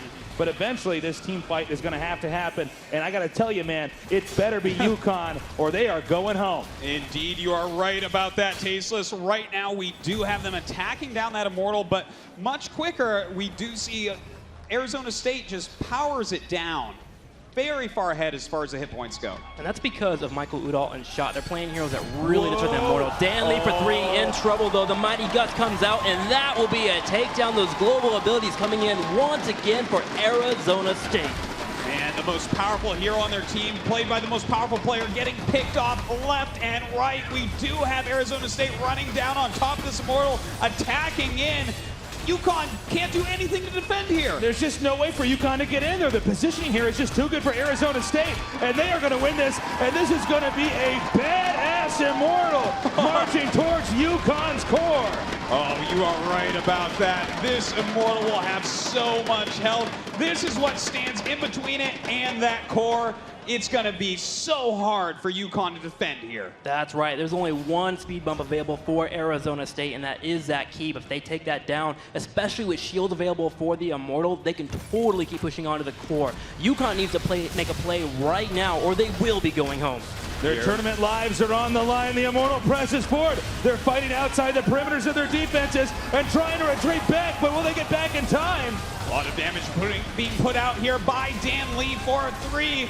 Does have to back off for the time being. The Immortal continue to push in towards the keep. Everyone taking a lot of damage on Arizona State, but backing up and being healed. UConn chasing Arizona State back, and they are taking a substantial amount of damage. Botto, though, is being turned around on down to a quarter health here. Michael Udall and crew keep moving forward, going for the keep. A quarter health here. This keep will be taken down. The question is, does Arizona State keep pushing? No, they decide to pull back. They've lost their heroics. On the left side of the map, all we see is a naked base for UConn. Arizona State, after they've done the damage, escape into the darkness and go back to re-gear and strike again. Oh man, this is so tough. There's almost no buildings left here for UConn. Yeah. If there's another Immortal that comes, it goes directly towards that core. It doesn't have to attack anything else on the way. So the next Immortal, if Arizona State gets it, will likely end the game. That is a very truthful thing there from Artosis. I do want to mention, though, that UConn still has Li Ming.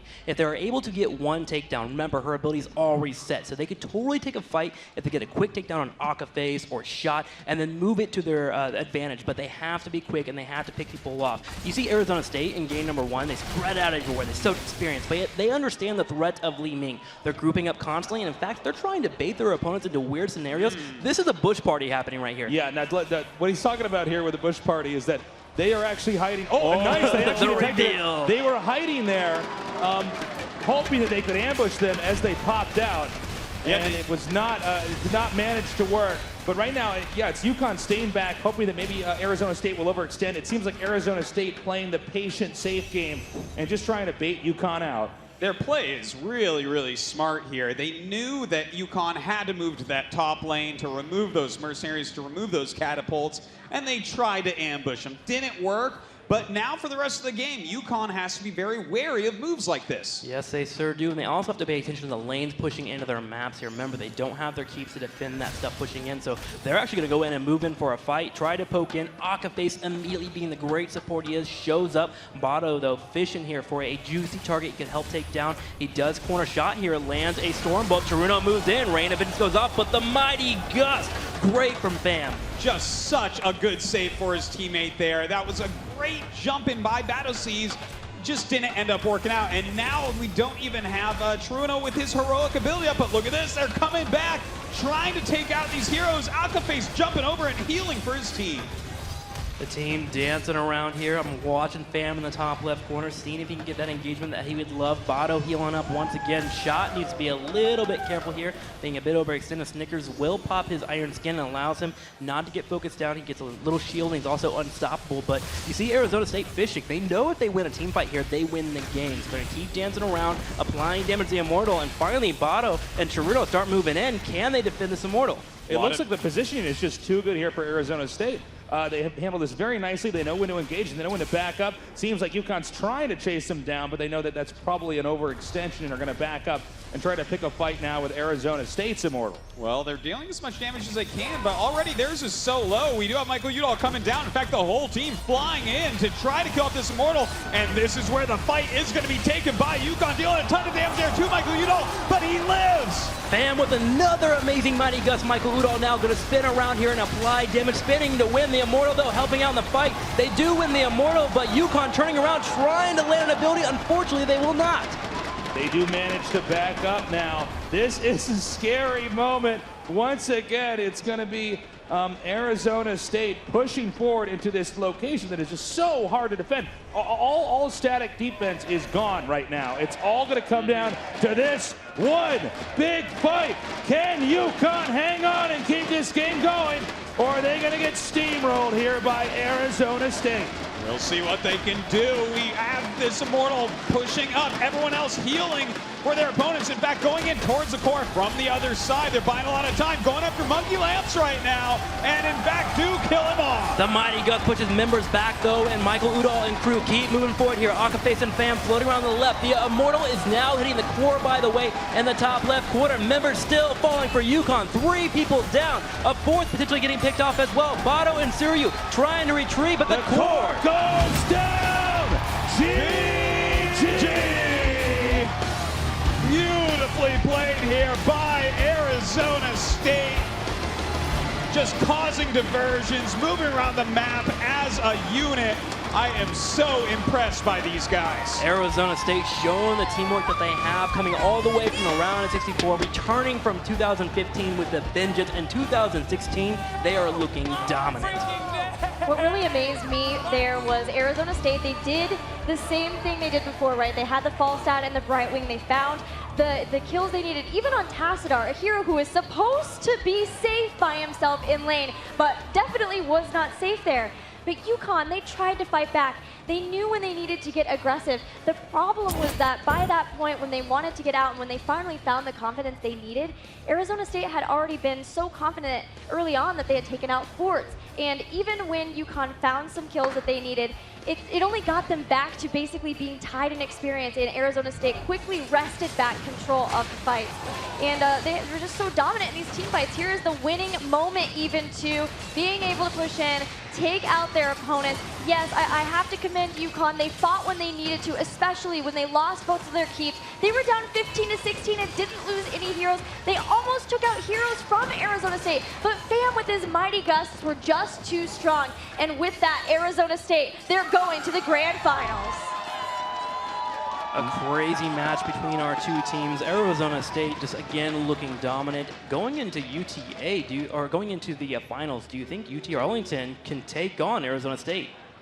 Well, okay, maybe. I'm not going to be a fair weather fan. Looked... I say yes. Okay. Look, I think UT Arlington is in better shape than what we saw from UConn. Totally. So, possibly, but the way that Arizona State is playing, it looks so fundamentally different from the other 3 teams that we watched today. Yeah, it was interesting. UConn's a team that we've talked about. Slow, methodical, they control the battlegrounds, but that never happened in both those matches. Arizona State came out on fire, and they just lit up the entire battleground, and UConn never got to put it out. I guess that confidence that they've been showing is just real. They know they're going to win this, but I don't think it's over quite yet. UT Arlington looked insanely good as well. You know, they had very different strategies, whereas I would say, looking at Arizona State, they just play as a unit. It's so tight. Well, guys, we are going to go to a short commercial break. When we come back, we're going to have an interview with Anna. Stay tuned here on ESPNU.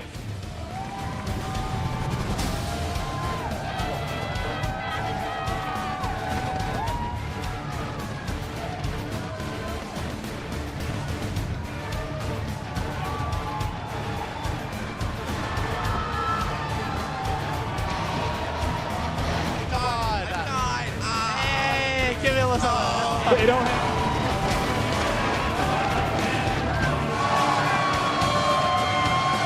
Nice!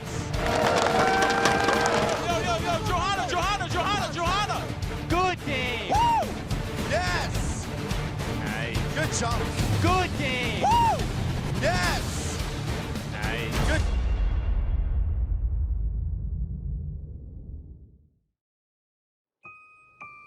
When I was a girl, I had a fear of spiders.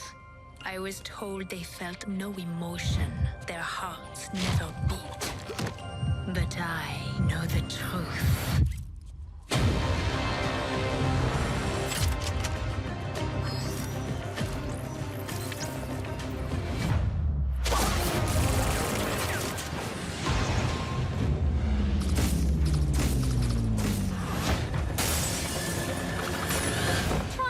Another party, love?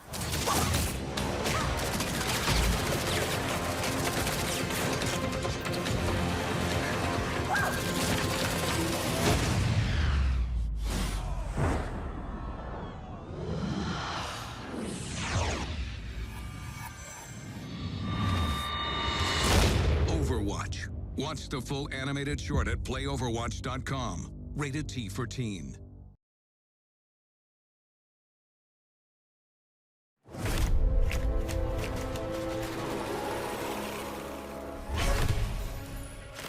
There was a time long ago when I fell under the influence of treachery and darkness. I now go into battle, redeemed by the purifying power of the light. I am Lady Leandra, and when I shine the light's wrath upon you, there will be nowhere to hide.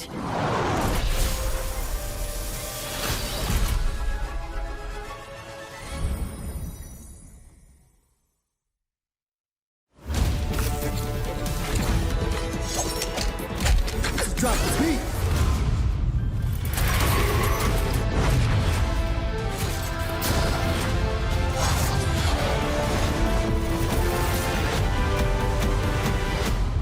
The world could always use more heroes. Overwatch. Coming to PC and consoles May 24th. Pre-order now and get early access to the open beta for you and a friend. Where am I? You're wanted for treason. I've always been loyal to the Dominion. Rogue agent, send reinforcements immediately. All hands to battle stations. Our scans show that your memories have been altered.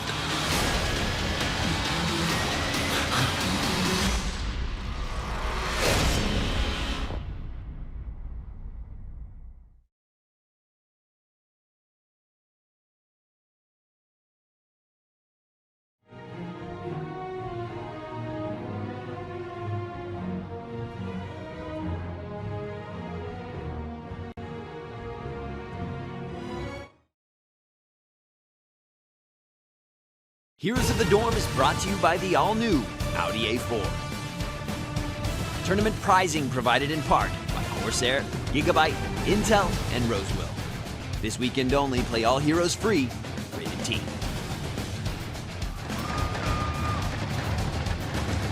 Welcome back to the Heroes of the Dorm. We had an absolutely fantastic night, and tomorrow we're going to have an absolutely sick finals.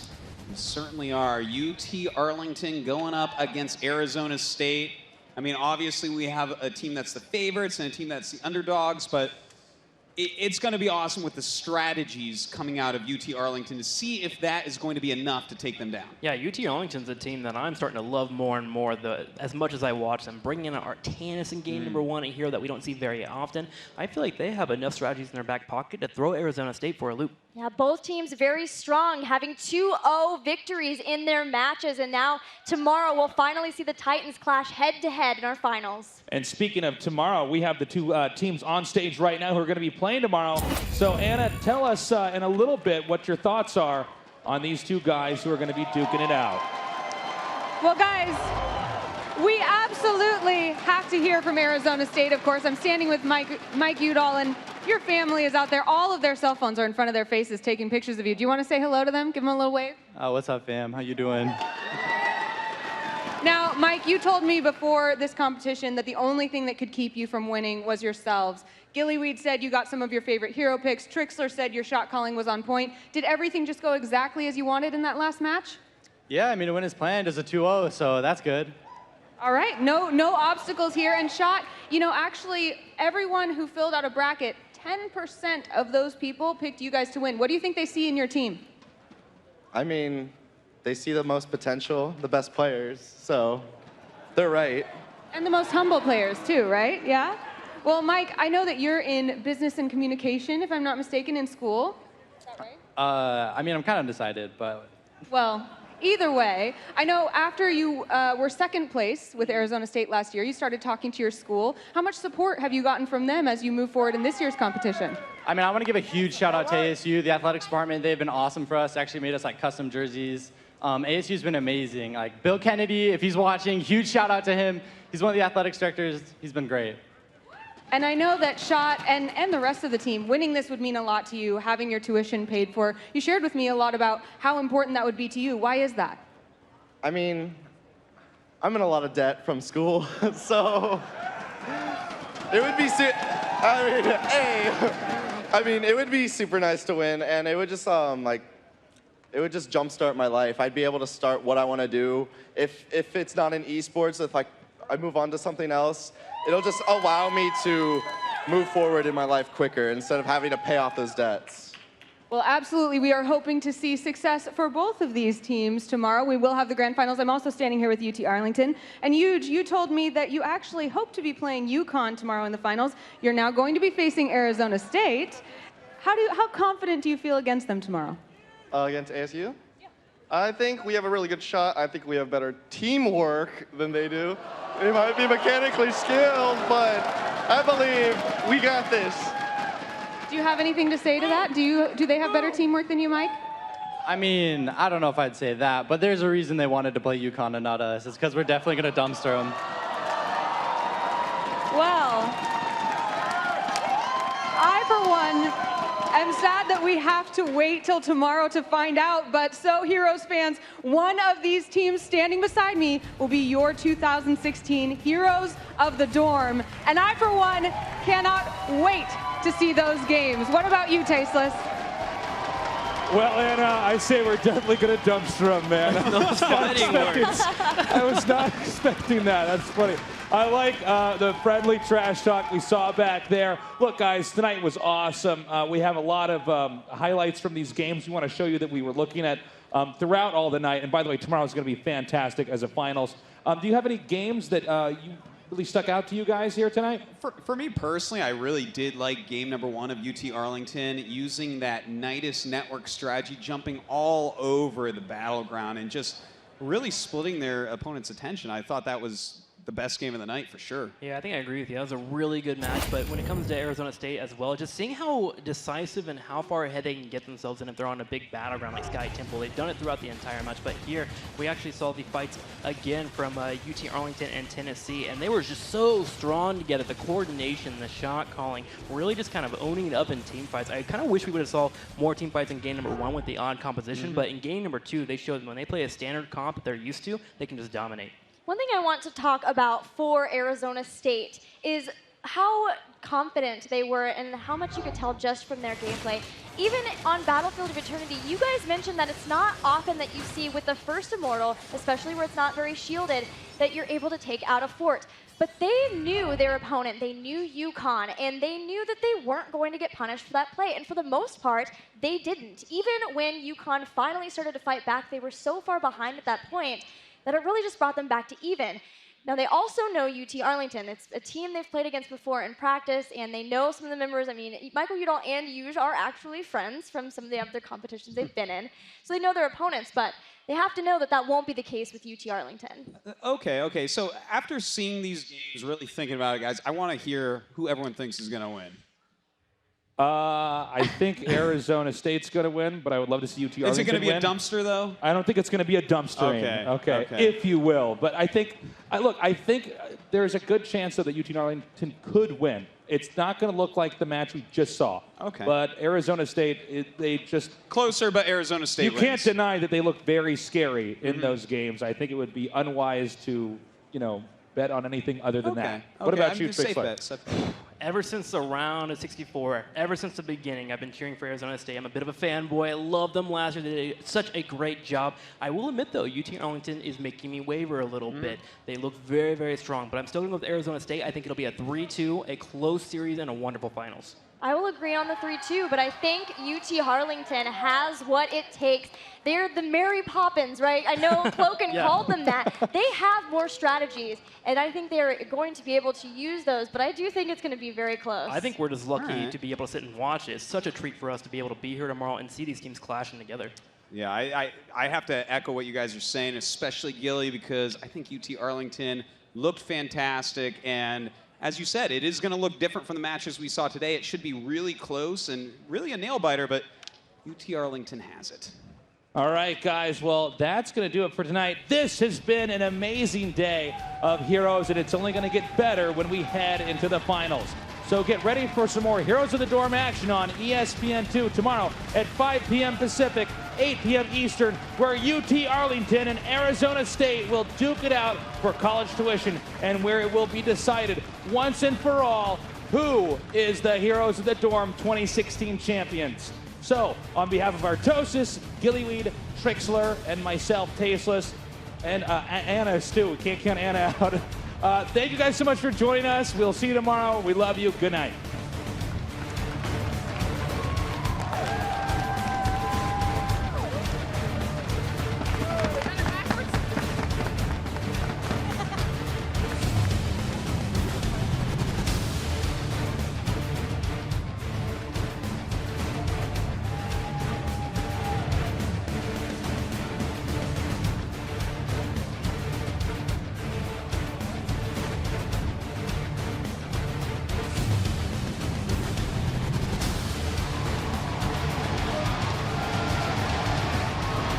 Hello and welcome. I think we finally made it. Oh my God.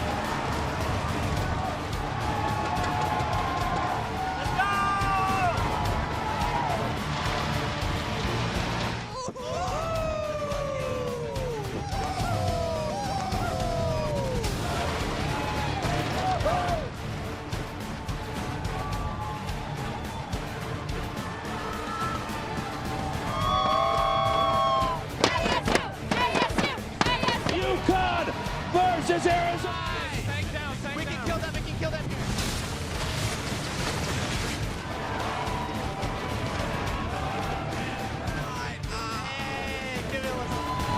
A crazy mistake, showing the teamwork that they have coming 2015 with the vengeance. I am so impressed by these guys.